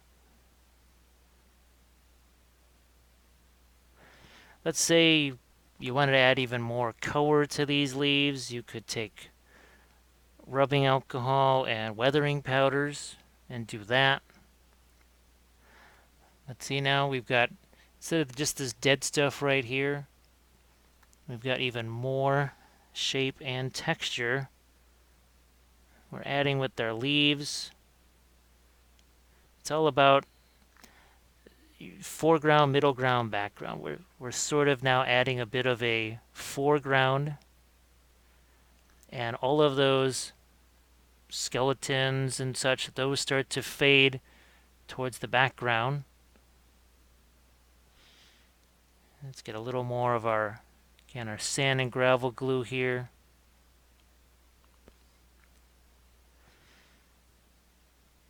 We'll just keep adding leaves. Now sometimes too much of a good thing is too much, but there was a bunch of different areas here that I felt like could really stand for just some fun little leaves, like so. And again, Green Stuff World, they're the guys that make that. Look at that. See that little leaf down in there? Does a couple of things. Remember we added greens and stuff like that to the skulls. That little bit of orange red down there, that means you can actually see something going on there. It actually stands out a little bit. And sometimes you just have to, I'm going to push that leaf right over there. So look at we have some different colors. We have orange, more red. That one's more light. But now we have the skulls start to actually look a little more, oh, sorry, there you go. They look a little more distinct. Hey, Bethany, how's it going? Oh, and Elvis says he needs a leaf punch. They make a whole bunch of these. So here's another one. And see, those leaves are a little bit bigger. Oak, maple, you name it. Name the species of tree, they probably make a roller for it. So again, we're going to add some more leaves, but I'm going to hold this as close as I can. Can you see there's the cellulose structure there? Because people have asked me, well, why not just paper? Take paper and paint it. And I did that, and it looked a lot like painted paper. And that was about it. and I was not quite so thrilled with that. And ever since, well, leaves are free. I mean, they're sitting out in front of your, well, maybe not everywhere, but now here, fall is like 3 minutes long, so the leaves are there on the trees, and then 2 seconds later, they're all on the ground and they're wet. So if you want leaves, you got to do it kind of fast. Speaking of leaves, we're going to get some more over here. It's almost like the leaves have actually kind of filled in some parts of the skeletons here. And believe it or not, that sand and gravel glue really holds it well. Engineered to Draw says, oh, Elvis says, no butterflies for the ring. Well, there's butterflies coming. Oh, actually, there's more vellum foliage coming for this thing here. So this is going to be the next Dark Sword one. So we've got some Reaper frogs there. And you see we've got this Dark Sword kind of water maiden type thing. Well, all of this stuff right here is going to be covered by water and vellum lily pads. Those things from Wicked Elf. Remember those? Yeah, that's coming up. That's what, Dark Sword, Painting Dark Sword episode 28? Something like that.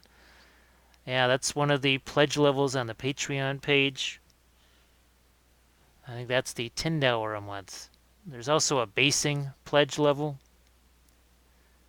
And like I said, I just filmed another nifty basing episode. So I'm just going to let that dry a little bit. Let's see where I can show you some of these guys that I did. Where'd you go?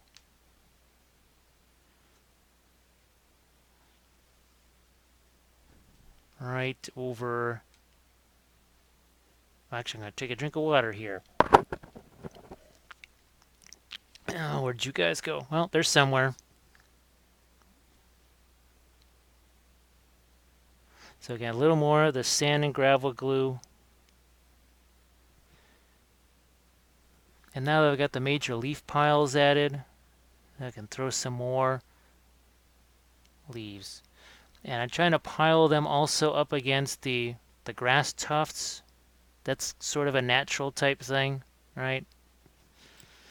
So hopefully that was kind of interesting and fun to see that. I'm just going to put these things back before they go flying, because I don't know how many times I've tipped those things over and had unfortunate things like that go on. Alright, I'm going to get the glue away from my brushes, and the palette comes back so I can see it. There we go. So let's get back to some more. And you can paint the leaves too. We could do that if we wanted to. And I've done it where I just mostly with oils. I've done little oil washes on those, almost more like a filter. Because, well, for those of you that have watched my oil painting videos, you know that oils just have that capillary action. Let's see, last time I saw him base something, use pink butterflies. Yeah, it was a Reaper figure. And, well, we had done the glowing blue butterflies on one of the Dark Sword episodes. Oh, was that Avatar, right? That was the name of that movie. So they were sort of supposed to be glowing butterflies. And I just wanted to try out it was another, what would you call it? Another fluorescent paint that I wanted to try out. So yeah, we're definitely getting some nice distinct areas of color differential here. So now again, that's that Leviathan blue Wildwood contrast paint that we are using for a little bit of a glaze here.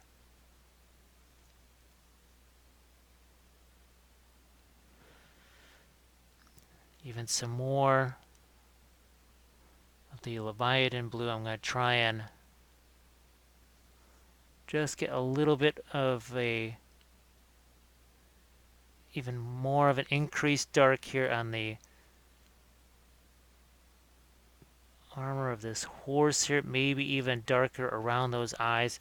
they'll show up more now.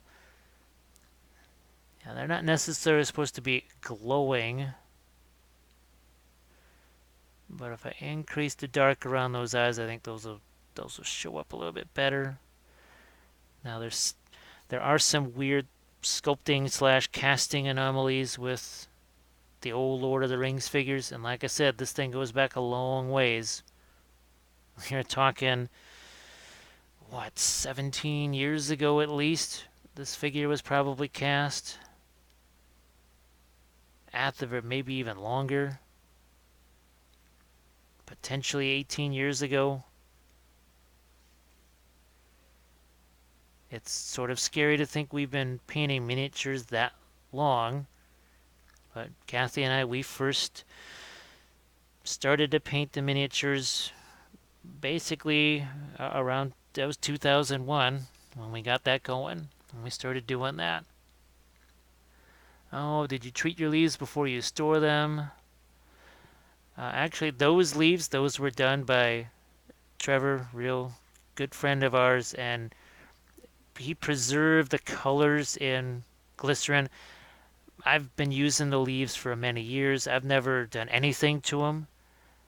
But if you want their color to stay more like what it was, doing that sort of glycerin bath type thing, that is not a bad idea. That will preserve the color. I mean, for me, it's not as big a deal. You know, I could, like I said, I can always drop some colors on there. I could paint those if I really feel like I need to have color. I'm taking my green here again, and I'm just trying to, there we go. There's sort of some frayed edges on the cloak here that I'm trying to bring out a little bit. Check that out. Back here. Remember when we first started to drop in some green on this stuff and it just looked so crazy? And now it just looks right at home because of everything that we've built around it.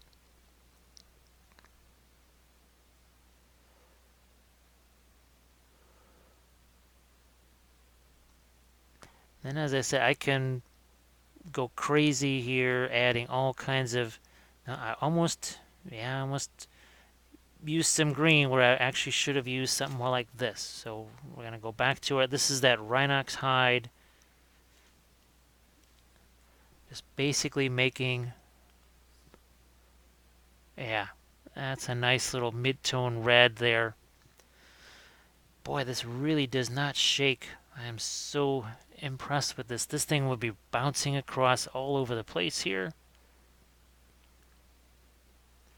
I just know because I'm getting hit in the face by my light as it rocks back and forth. And that used to be transferred directly towards the camera mount. Thank goodness that's not the case anymore. Alright, this needs there. Do we... I'm actually taking a little bit of the fluorescent orange, of all things, mixing that in with the Baylor brown. Because we are just looking for a little bit of separation, but once again, it's this sort of march of highlights here. That chain of highlights that we've done before. Okay. Now, I can't just keep endlessly making these things more almost orange-yellow here. At a certain point, we stop with that. Well, here, let's... No, I'm not gonna... I want that glue to be 100% dry before I start painting it with this brush. I want to keep this one from getting destroyed, at least for a little while. Although, rubbing alcohol, that's your friend if glue ever gets in your brush. Engineer to Draw says, yet.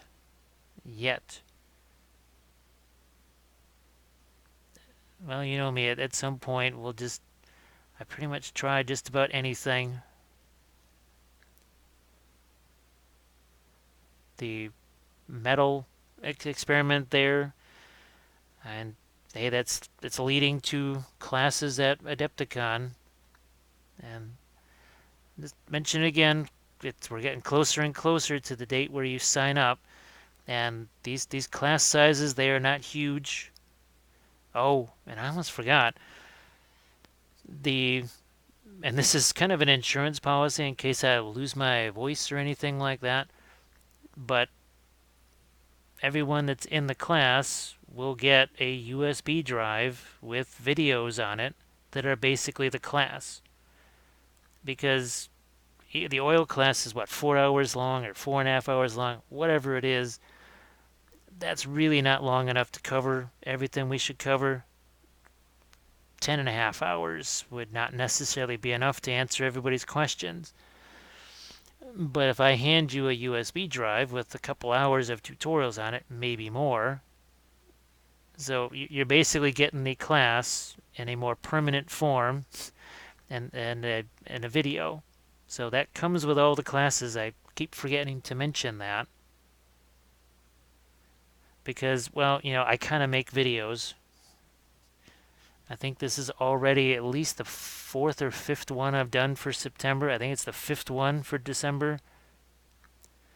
And it's 3 o'clock in the morning. No, well, 4 o'clock in the morning on the 7th day. So, yep, there will be plenty of videos to be had. So we're just now we're starting to pick out a few of our highlights here on the leg there.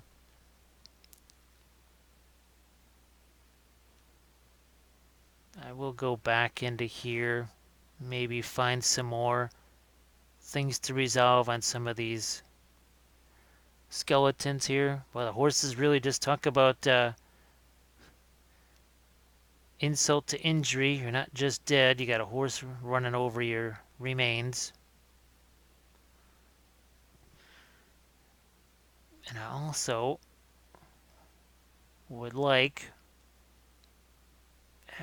just there. See how that's kind of a broken highlight there. Now I want to get this green, if it's possible,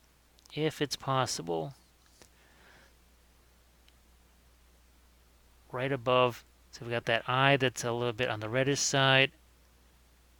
It's not just lighter, it's also cooler and just grayed down. It's green as opposed to red. Those are kind of natural opposites, right?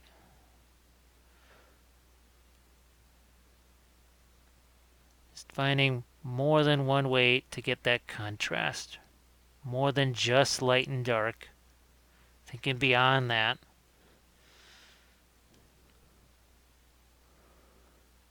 So let's compare them to our Morgul Knight. So again, this one, the Morgul Knight is oils. And here we've got acrylics, and you can see pretty darn similar. Because I know that's another one of the myths that I have to bust when it comes to oils. Is that, wow, you're doing that because they'll look different. Oh, speaking of something different here, Engineer Joe's, with every video we learn something or a lot of new things. It can be scary sometimes when I think, yeah, oh wow, that was a live thing there. Had no idea how that was going to go. Just said, what the heck, let's do it. To me, it just seems like there's an awful lot of things where it's that person's practiced it a million times and it's worked every time. It's finely honed, and that's great, but it sometimes can leave you feeling a little bit, well, okay, wait a minute, it was so easy for them. Why is it so darn hard for me?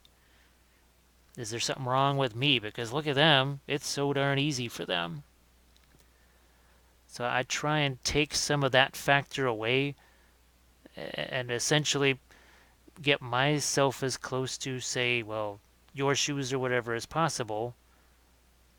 Like when I used the Green Stuff World paints for the first time, I had no clue what was going to happen. That's where we found out, really, don't use a wet palette with them. And the only way that was discovered was the hard way. Now right here, I'm just trying to, I think you can see what's happening. I'm just trying to get another little, see another little fold there. That fold really wasn't there. I just sort of painted it in there because it was a little bit flat there. Now we need to get something on the other side over here. Yeah, like this. There we go.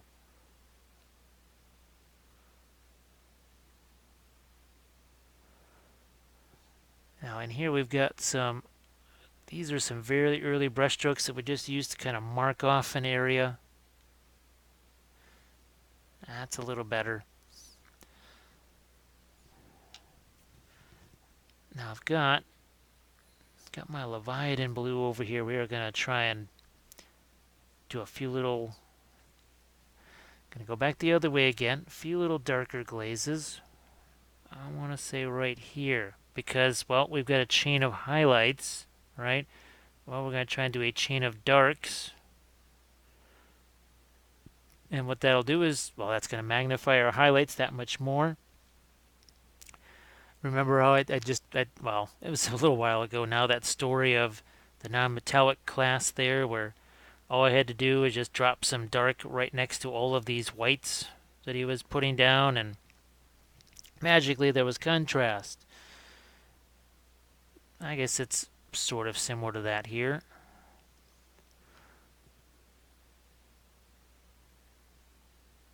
Yeah, we needed some dark there. We're going to get some dark into the tail here.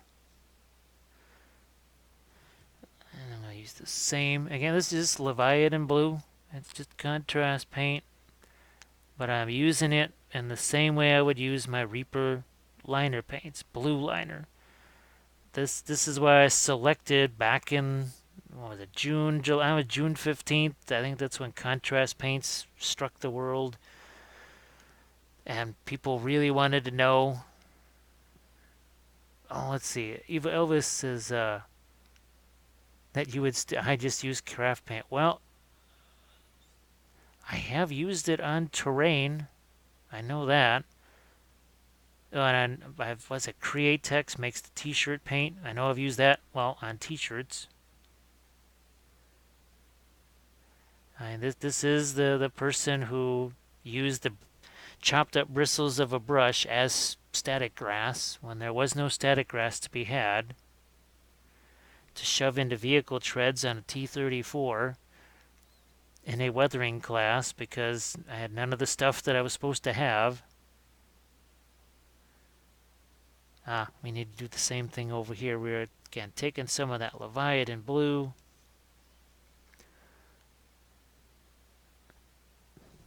Here. I'm trying to get it where you can see it and where I can still get my hands in there.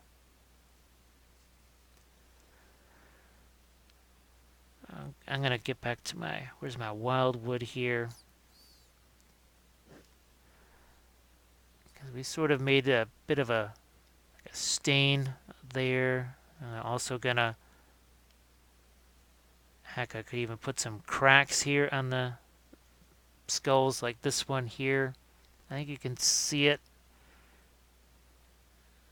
So we'll just paint a little crack right there.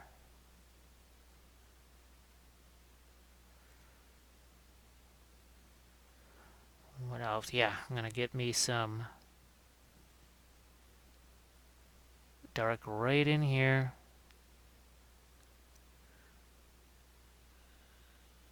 I need to separate this because we put that rust there, but it ended up being something light next to something light, and there just wasn't enough separation. It's those adjustments that I keep telling you about all the time. And even in the horse, we've been finding additional darks on the cloak and the rider. Let's do the same thing on the horse. It can help bring out some definition. And the muscles, this hoof just has nothing, no kind of shape at all. That's no good. So I'm taking some of that Leviathan blue and some of the green. And then that's going to go right over here. Some more of that green right there. Again, the idea is that it will separate from the reddishness of that and orangeness of the leaf that's there.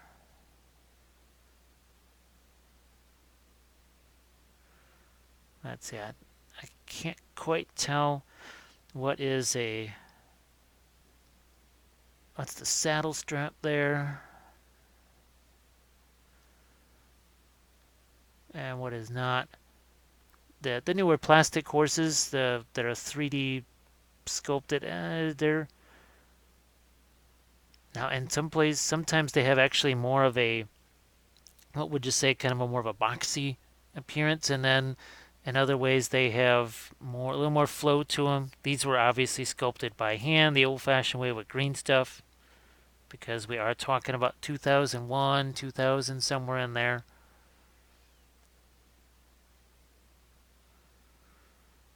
Once again, finding places to use these warmer colors. They're all relatively grayed down. So here, I'm going to grab a different brush here. Let's see if we can't play with some of these leaves now.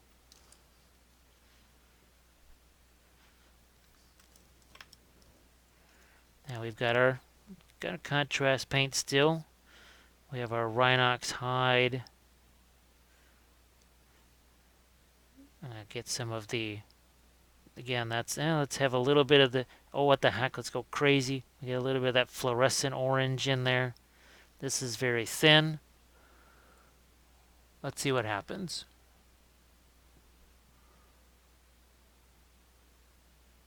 Let's see what happens. See if we can get a little bit of separation there in our leaves. A little bit of shading. Yeah, see, that'll work. That one leaf starts to stand out now. It's more of a pile of leaves. I would suggest instead of this, the oil paints, oil wash, or the rubbing alcohol with the powders, because it won't be quite resisted by the glue. And here, the water wants to kind of bounce off the glue a little bit. And not on every single leaf. So here's another pile. We're going to try and get some separation in here again. I think you can see that. I also have glue that's setting here, so I don't want to mess with that too much. While I'm at it, I might even do some glazes here on the skeleton. Now I can see I've got a little bit of a, I think I got a little bit of a spine here that needs to be brought out there.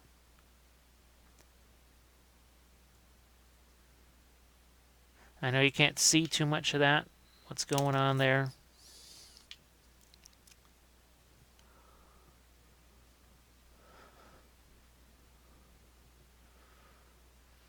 So if you want to, if you're maybe just joining in on this, I do suggest you go back to the beginning and you see what this was when it first begun. It was just real simple mixes of contrast paint, the Leviathan blue, the wild wood for the brown, and then we started to incorporate some of this green here, which I'm now going to do on the interior here of this cloak.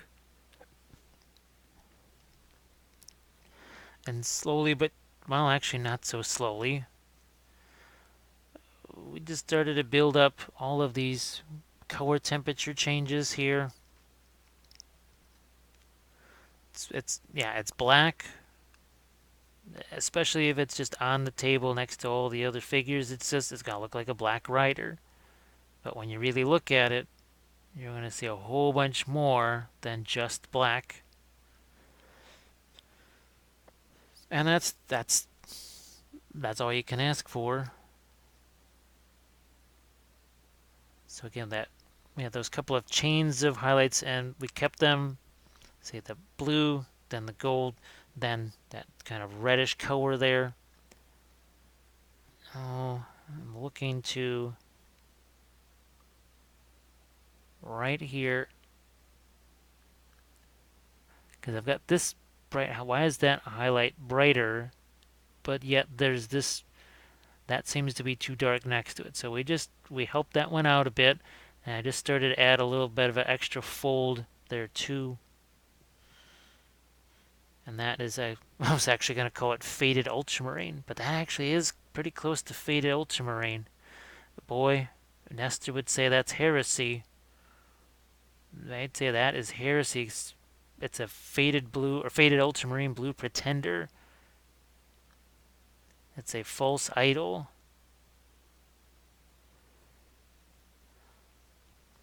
Yeah, we got plenty of fun things going on all over the place, and you can see the palette here. Now, do you ever paint in substructures or parts? Vehicles, I want to say, are probably the most likely place for that. Actually, believe it or not, with the airbrush for priming and with the oil paints as the option, there's a lot less of that. That used to be kind of an automatic. I mean, that was a given. Heck, we didn't even. I mostly painted miniatures like this. So, well, here you go. So this is a future live session here, whatever. Old school Space Marine Sorcerer, right? There's that. There's the power pack or whatever, and the base is separate. So yeah, I still do that. Oh look, here's the. This is for a big old Mears miniature Snake Man. Now sometimes, in the case of say the creature caster large figures, well, I kind of sort of had to do that because they're just too darn big to fit on screen. I don't necessarily want to have to do that, and I am on the verge of, I think, a camera setup that will allow me to paint those sort of in one piece instead of in little pieces, like wings separately. And there's also another important reason why it's not just well it's easier or it just takes less time, but when I paint them all together, well, there's this. You know, I can focus on my greens here. I know exactly where I'm at, say color-wise, reflected light-wise. And when you've got something like on one of those little dowel rods like that, there is the chance that you either lose concentration or something like that, and you find out that you have highlighted an area that should be, well, shadow or midtones. So there was a many reasons why all of a sudden I was kind of liking the idea of just painting the whole thing in one shot like this all together. Now it can make things a pain in the rear end to reach, that's for sure. There's no doubt about that. But that's what I do enjoy about the oils because you can just kind of reach your brush into an area and just sort of blindly blend things. Because, well, the capillary action, the fact that the oils just stay wet for longer.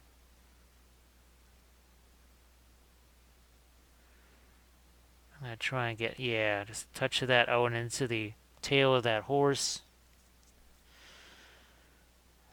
Boy, that looks an awful lot like Faded Ultima. Speaking of, well, what the heck? Let's see if we can find it here. That is not it. Here we go. So, this is the test. Faded Ultramarine, how much does it look like? I think it's redder. Oh yeah, definitely more red. Definitely more towards the purple there. Yep. The Fenrisian Gray is definitely more of a slate color by comparison. They're second cousins, twice removed.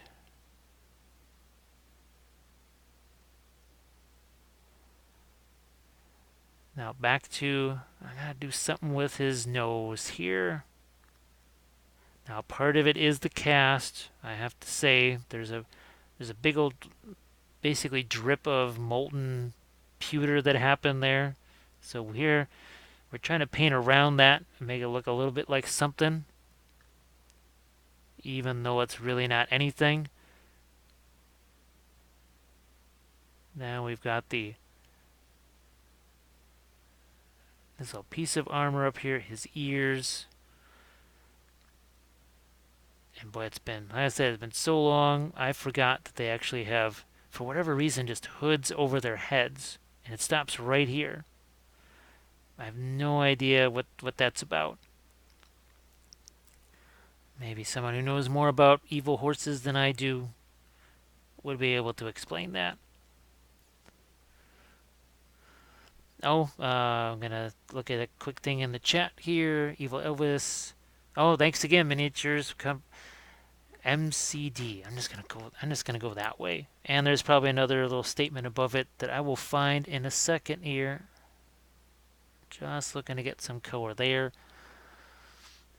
We're gonna scroll up here. Oh, washes are drying on my fantasy tropical beach diorama. Ooh, that sounds fun. And Evil Elvis painted a Maldrakar and sub assemblies. That did match when they were assembled. Yeah, that is.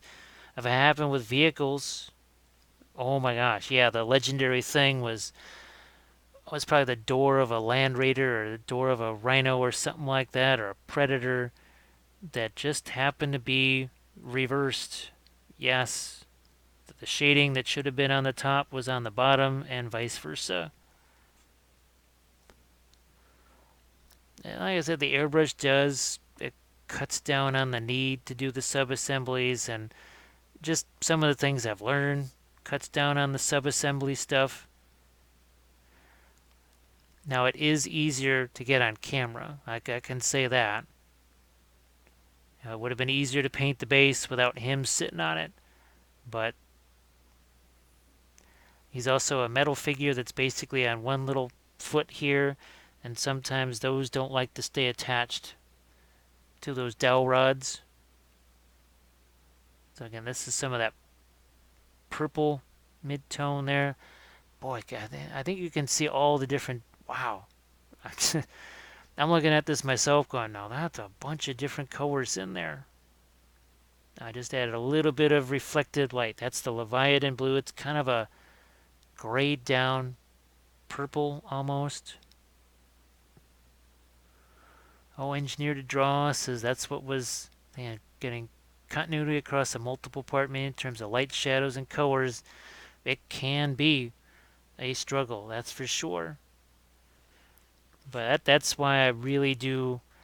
I'm looking forward to going back to oils. So I did this one here in acrylic so that we could have sort of a color example.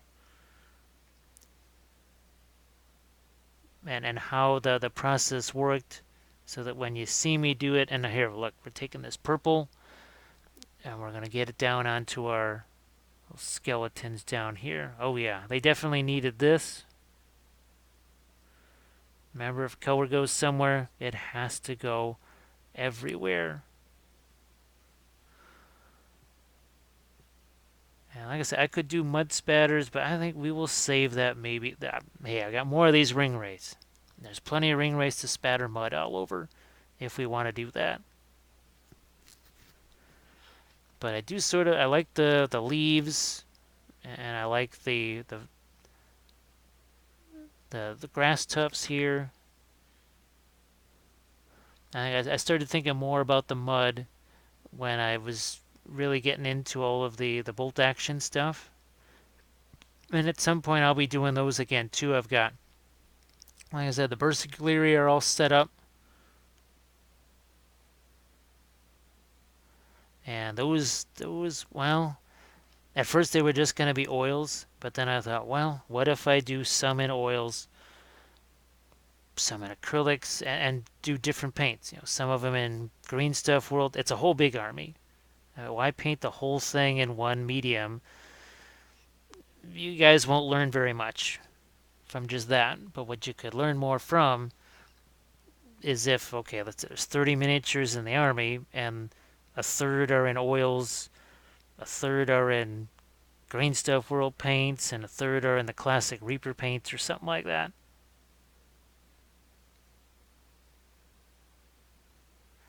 I'm constantly trying to think, oh, okay, yeah, this is something that it's a miniature I've done before, but is there another medium that I could try it in? Sort of like, was that a control experiment, right? Where you do the one thing, okay, this is our control. This is our control subject right here, our control result. And then as we experiment with different new things, we have that constant of, well, it's the same miniature or the same, well, at least the same army.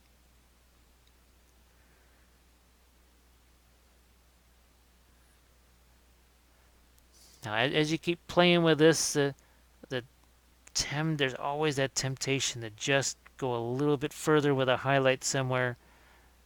You have to kind of tamp those, you have to kind of tamp that down and say, you know what, instead, maybe I'll do a little something with darker middle tone instead of just more highlights. Like down here, can I get some more purple into that section over there? Oh, let's see. Evil Elvis is working on stalactites using wine bottle corks. Oh, what did I see? Actually, I've got to use... I'm going to make some new methods for icicles now that you mentioned stalactites, because I want to use, between the Green Stuff World, the UV resin, the the Liquitex heavy gel medium that I already use. I want to try some different things for basically larger icicles and faster. Oh, Engineered to Draw got the Winsor Newton starter set. Here we go. Yep, I still got mine. There you go. We'll certainly be using that real soon. Like I said, if you wonder why, you say, well, man, why hasn't there been oil painting stuff in a while? That kind of has to be done in bunches. For if any other reason, what's the whole advantage of oils? So I'm painting this one here, and well, obviously, clearly, all the stuff that I put down in the beginning, well, that's long since dried. But with oils, I could be working on 10 of these. And as long as I'm still working in the same session, well, that stuff's going to stay wet. That'll stay nice and wet. And I can continue to blend. Or let's say I just don't like something. Well, then I just get rid of it. Quite literally take my finger, it's gone. I suppose the downside is you could quite unintentionally take your finger and go, and it's gone. So just trying to get some action in those hooves. The inside has nothing. We'll give it something. I see nothing here. Even see a little bit of a touch right there. Separate that. What can we do with this stirrup right here? So this is the Leviathan blue.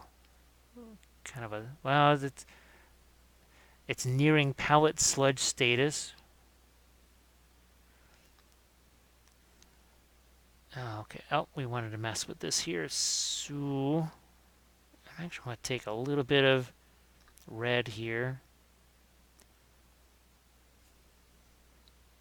And I'm looking to do a little bit of, aha, that's about what I need. It's about the right, oh, what would you say, opacity. I need something to be pretty watery right there. Maybe I'm going to try a few shots of that in some of my shadow areas here. Oh, let's see. And even Elvis uses plastic clear fork tint. Oh, yeah. That'll make you some giant icicles in a hurry, won't it? That'll make you some serious, gigantic icicles. Now, do I have him close enough to no, he's not close enough, but there's a creature caster, basically like a corn demon, but I've turned him into an ice demon or a frost demon. That's where I should experiment with those icicles. Yeah. Well, that's a new mission now. It's a new mission. Oh, and play around with that before. Yeah, I would definitely. Well, that's what I did. Yeah, I got that long before I had any MIG ammo stuff. The MIG ammo stuff was, well, it was sort of a luxury. The Winsor Newton stuff, it got me started. And how can I say it? You actually have a better idea of what you want to add to it once you use the Winsor Newtons. Whereas with the MIG ammo, if you start with that, you don't necessarily know, well, do I really need more of these? Well, not cheap oil brushers, or can I just use Winsor Newton stuff? Now here, nothing in there. I'm going to get that green right in here. I need separation with the hood of that they just, for whatever reason, threw over this horse's head. That's it. Okay. Because I was making the hood lighter and lighter when I really needed to actually paint the skin of the horse. And the skin of the horse, same thing. We've got these reds here. Was purple there. Really, what would you say, grayed down green.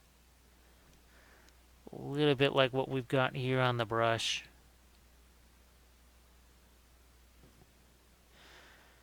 We have even gone crazy here, mixed in some fluorescent orange. I mean, what are you talking about? Fluorescent orange on a horse's flesh that's supposed to be, and you got greens right next to it? What's going on with that? What that does is it gives you some serious contrast. But I almost said on a molecular level.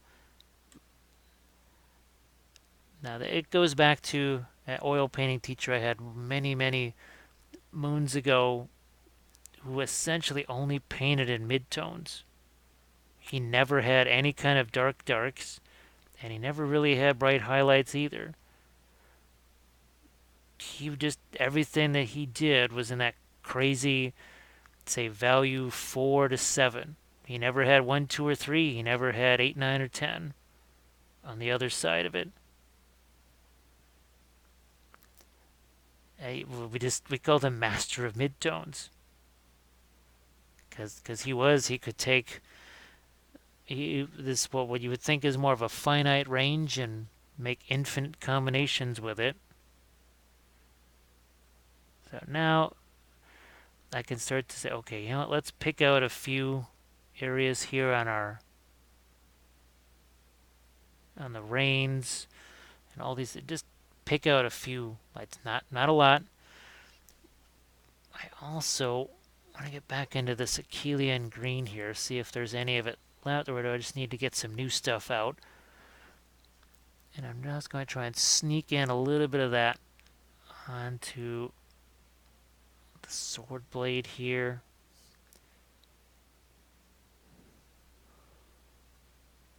Once again, looking for a kind of a broken highlight that goes down through the sword blade.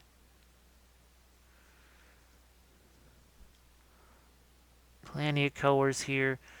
Oh, and Evo says I bought some oil paints and mineral spirits. Yeah,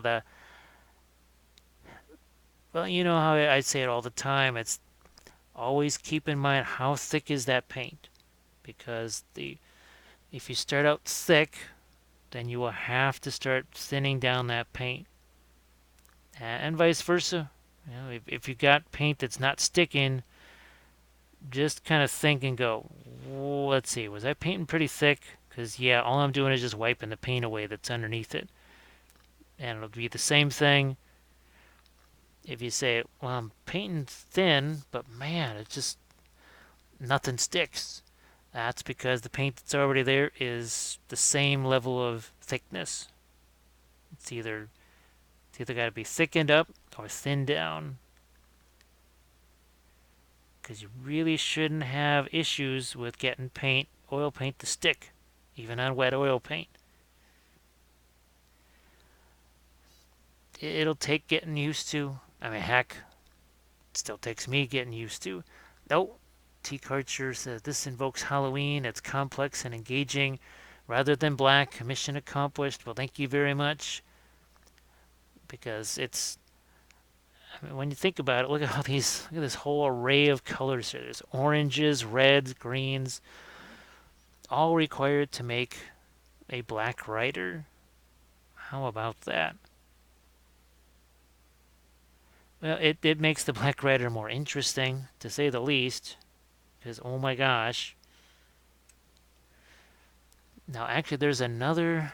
Oh gosh, what was I going to do? There's another miniature that I was going to do sort of very noir, almost like it's in some kind. I did that once with that dark sword figure. Remember, that was the one with the glowing blue butterflies. It was sort of a moonlit scene. And there's actually another figure that I was going to do that with. Oh, yeah. Marvel Crisis Protocol. What's his name? Not Captain Marvel. That's her name. Captain America. That's it. Yeah. And I've got that Captain America figure set aside, and what I might do is actually it's kind of a moonlit scene, but then, maybe like he's being lit by a street light or something. So lots of faded ultramarine, just taking the natural red, white, and blues, but making them we're kind of doing the opposite. Like here, we're taking something that's just, well, black, and making it way more colorful. With the Captain Marvel, or the Captain America, sorry, we're going to do the opposite. We're going to take something that should be bright and colorful, and I'm going to make it just the opposite. Because, well, you know me and opposites. We usually go along together. And that's that. Keep wanting to say bubonic brown. Boy, that's a blast from the past. Yeah, let's get a couple touches of... Yeah, the rain's needed. I know you can't quite see what the heck I'm doing in there, but it needs to be there. And remember, I only had, for just a few brush strokes, did I have white out on the palette. This is not white. Basically an ivory color, I want to say. Oh, let's get some kind of brighter color on that stirrup there. Maybe something a little lighter on that hoof there to indicate what it's actually made out of.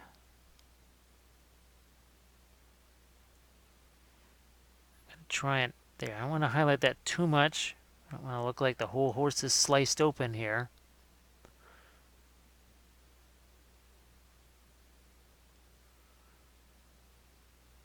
There, some more. Now, if you want to get alerted to these, and I mentioned go back to the beginning and watch those. If you don't want to miss the start of these things, and I still don't know why the heck they made it this way, but you subscribe, which is great, but when you hit the notification or the all notifications thing, that will definitely alert you, because there are still several YouTubers that I subscribe to that I haven't clicked on the bell yet, or the all notifications bell. So I'll see, oh look, a new video, and then find out, wait a minute, this thing was 4 weeks ago or 4 months ago. So I do recommend clicking that all notifications button. And now I'm going to bring up my Morgul Knight again, just do comparison here, see where we're at. And you can see, look at that. One is in oils. That's this guy. This is in your standard acrylics, just GW acrylics. I was planning on using oil paints for washes. Yep, it is not a bad thing at all with that capillary action. And that's what I'm going to try as first oil washes. Should I varnish before washing? Oh yeah, that I know people say it's heresy that I don't do all the gloss varnishing and all that stuff. I've never varnished anything in between layers ever.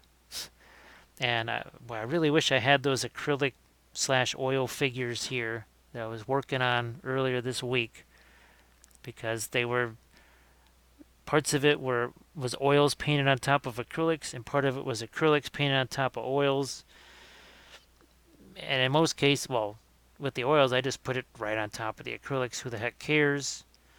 And then when I went the other way around and put the acrylics on top of the oils, I just took my Army Painter Anti-Shine and did a little light painting of that, and that's all it took. That is all it should take. Oh, hey, Dean. Well, thank you very much. It's appreciated.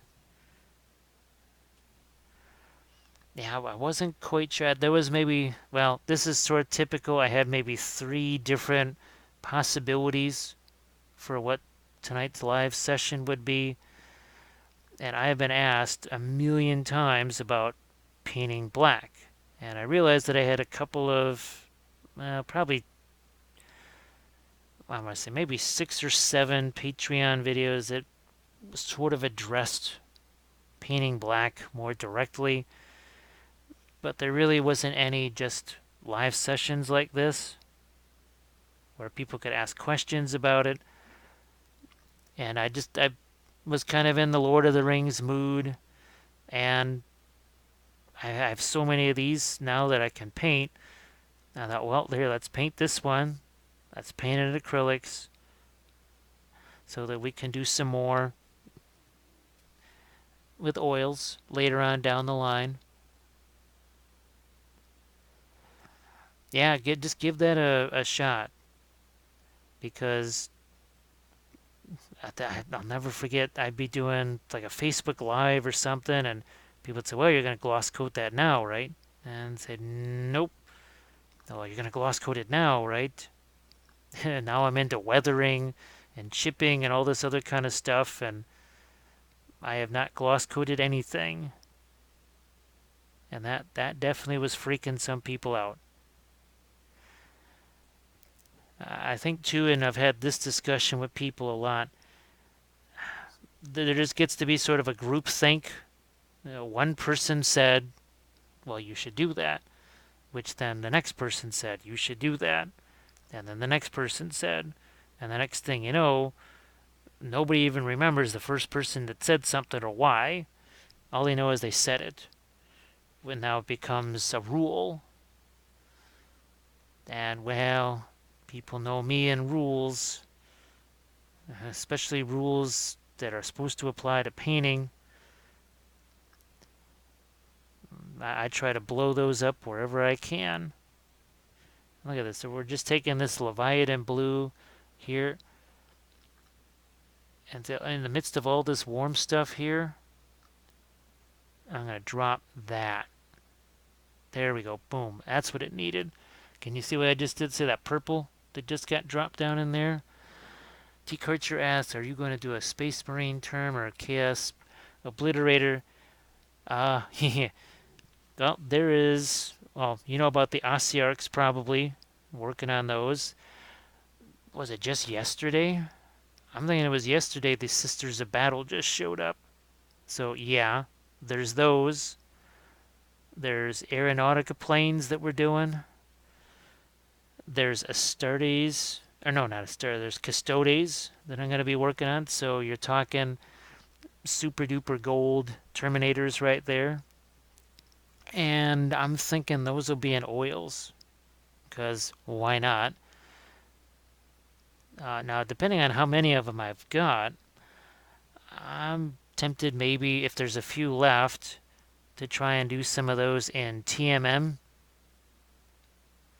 I do have a Primaris dude right here. Come on. So I do have him, and he will be a live session at some point here too.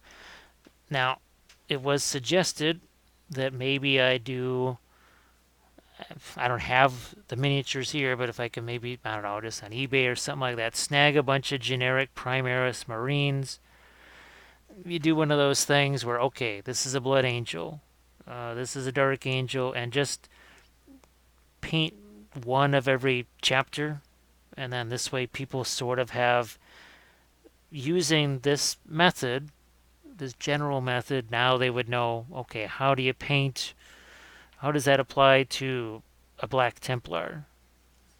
Like what we're doing right here with something that is, again, invisible air quotes, black. How do you execute that on a Space Marine? So I think those could be of value for sure. Nice little library type reference for people. Here, let's get some lights on the end of this here. You can see we're working in some more of the reflected light there. Alright, let's do... So this right here, I'm just going to grab these real quick if I can. Here. So this is effectively, if you're looking for the Reaper equivalent, this is the Screaming Skull, and that is your Fenrisian Gray.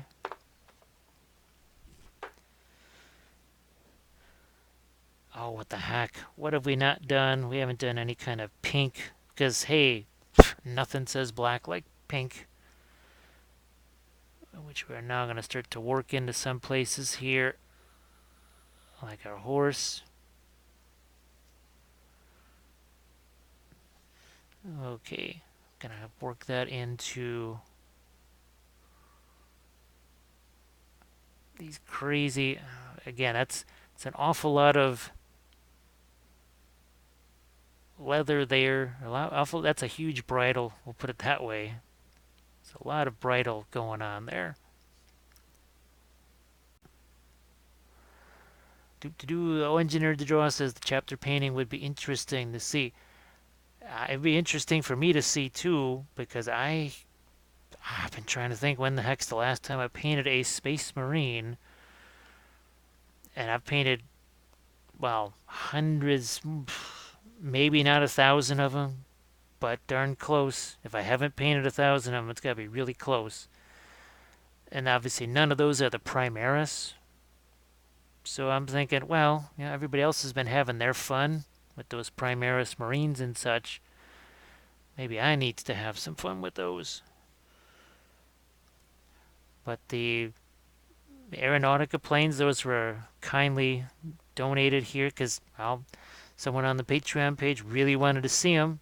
And I said, wow, yeah, that would be kind of neat. Do them in some different camo patterns and stuff. I'll see if I can snag a few off of eBay. And they said, don't worry about it. They will be there tomorrow. True enough, they showed up the next day. All of the it's the entire starter box, so both the fighters and bombers of the Imperials and the Orcs are both ready to go. And the idea is, I'm not going to do them all the same. I will do each one in some kind of a different color scheme, because I think that will be more informative for folks. And most of those will be Patreon videos.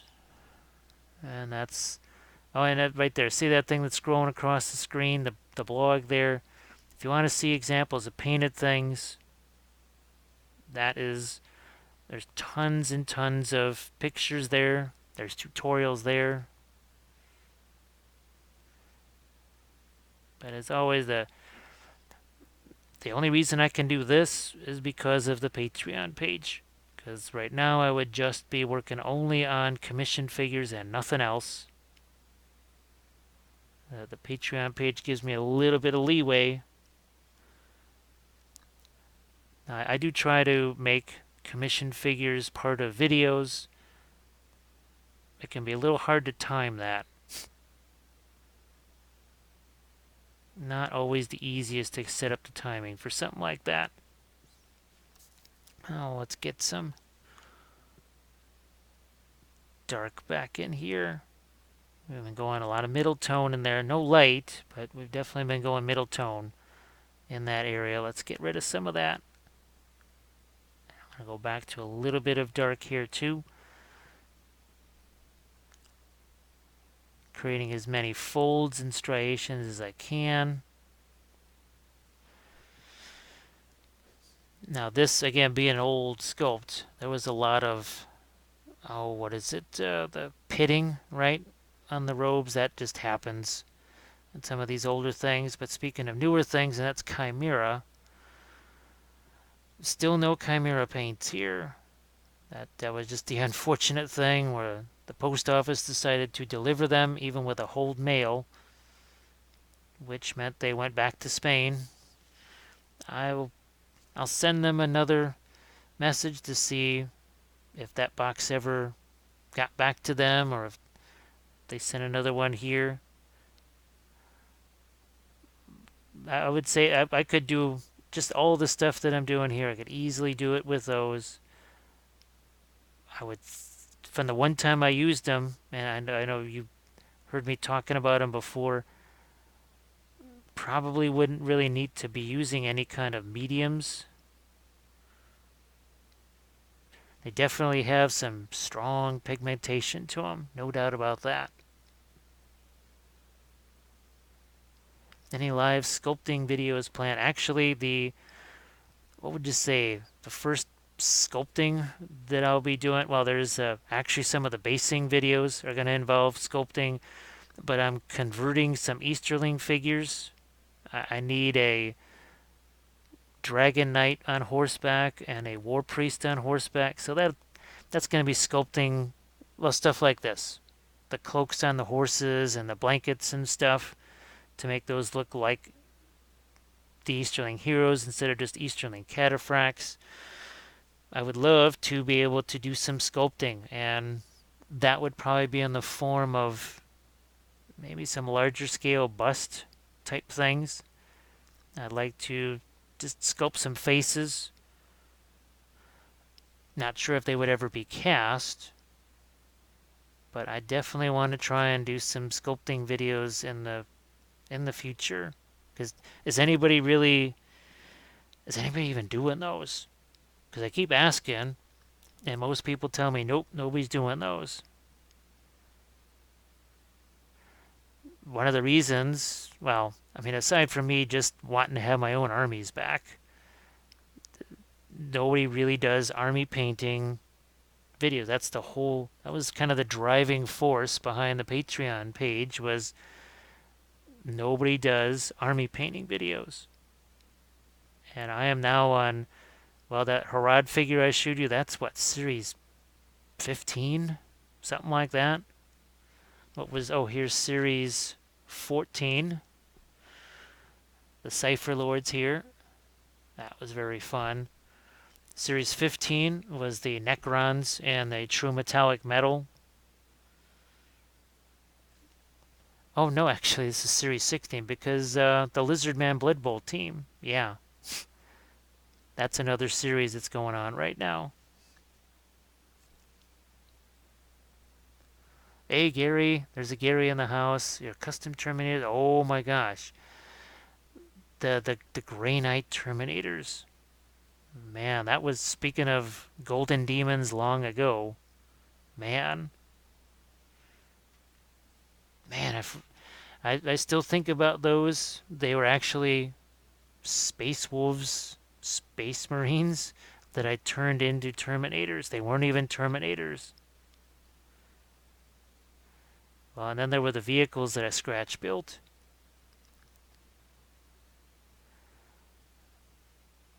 But I think between some of the conversion type things, and like I said, I like to maybe try and fool around sculpting a bust or whatever. Oh, there's some large creatures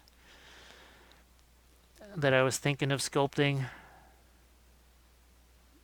I had sculpted a mastodon way back in the day. I was tempted to resculpt my Hyro Titan even though the Tomb Kings don't exist anymore.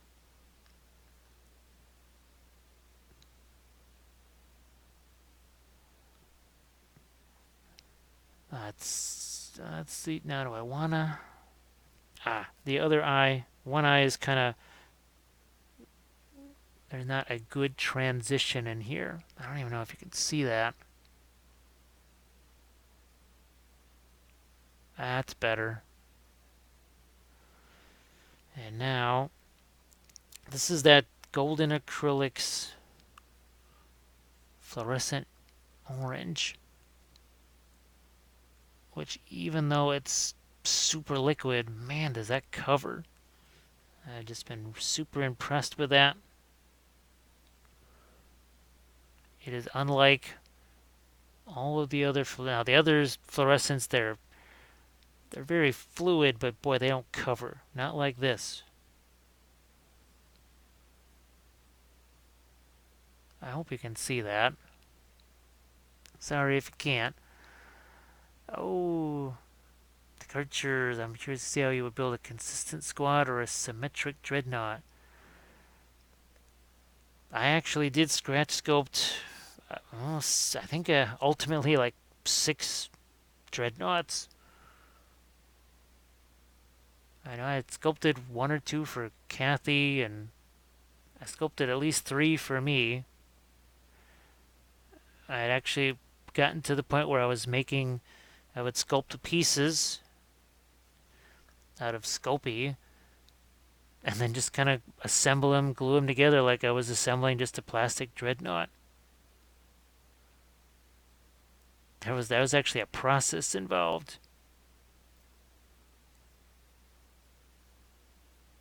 It's definitely less expensive than buying a bunch of dreadnoughts.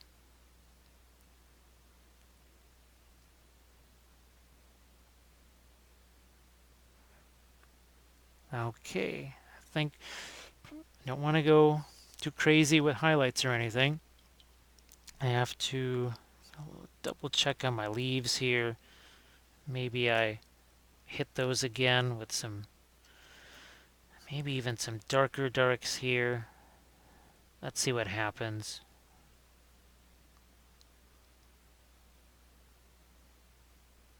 Just look, yeah, there we go.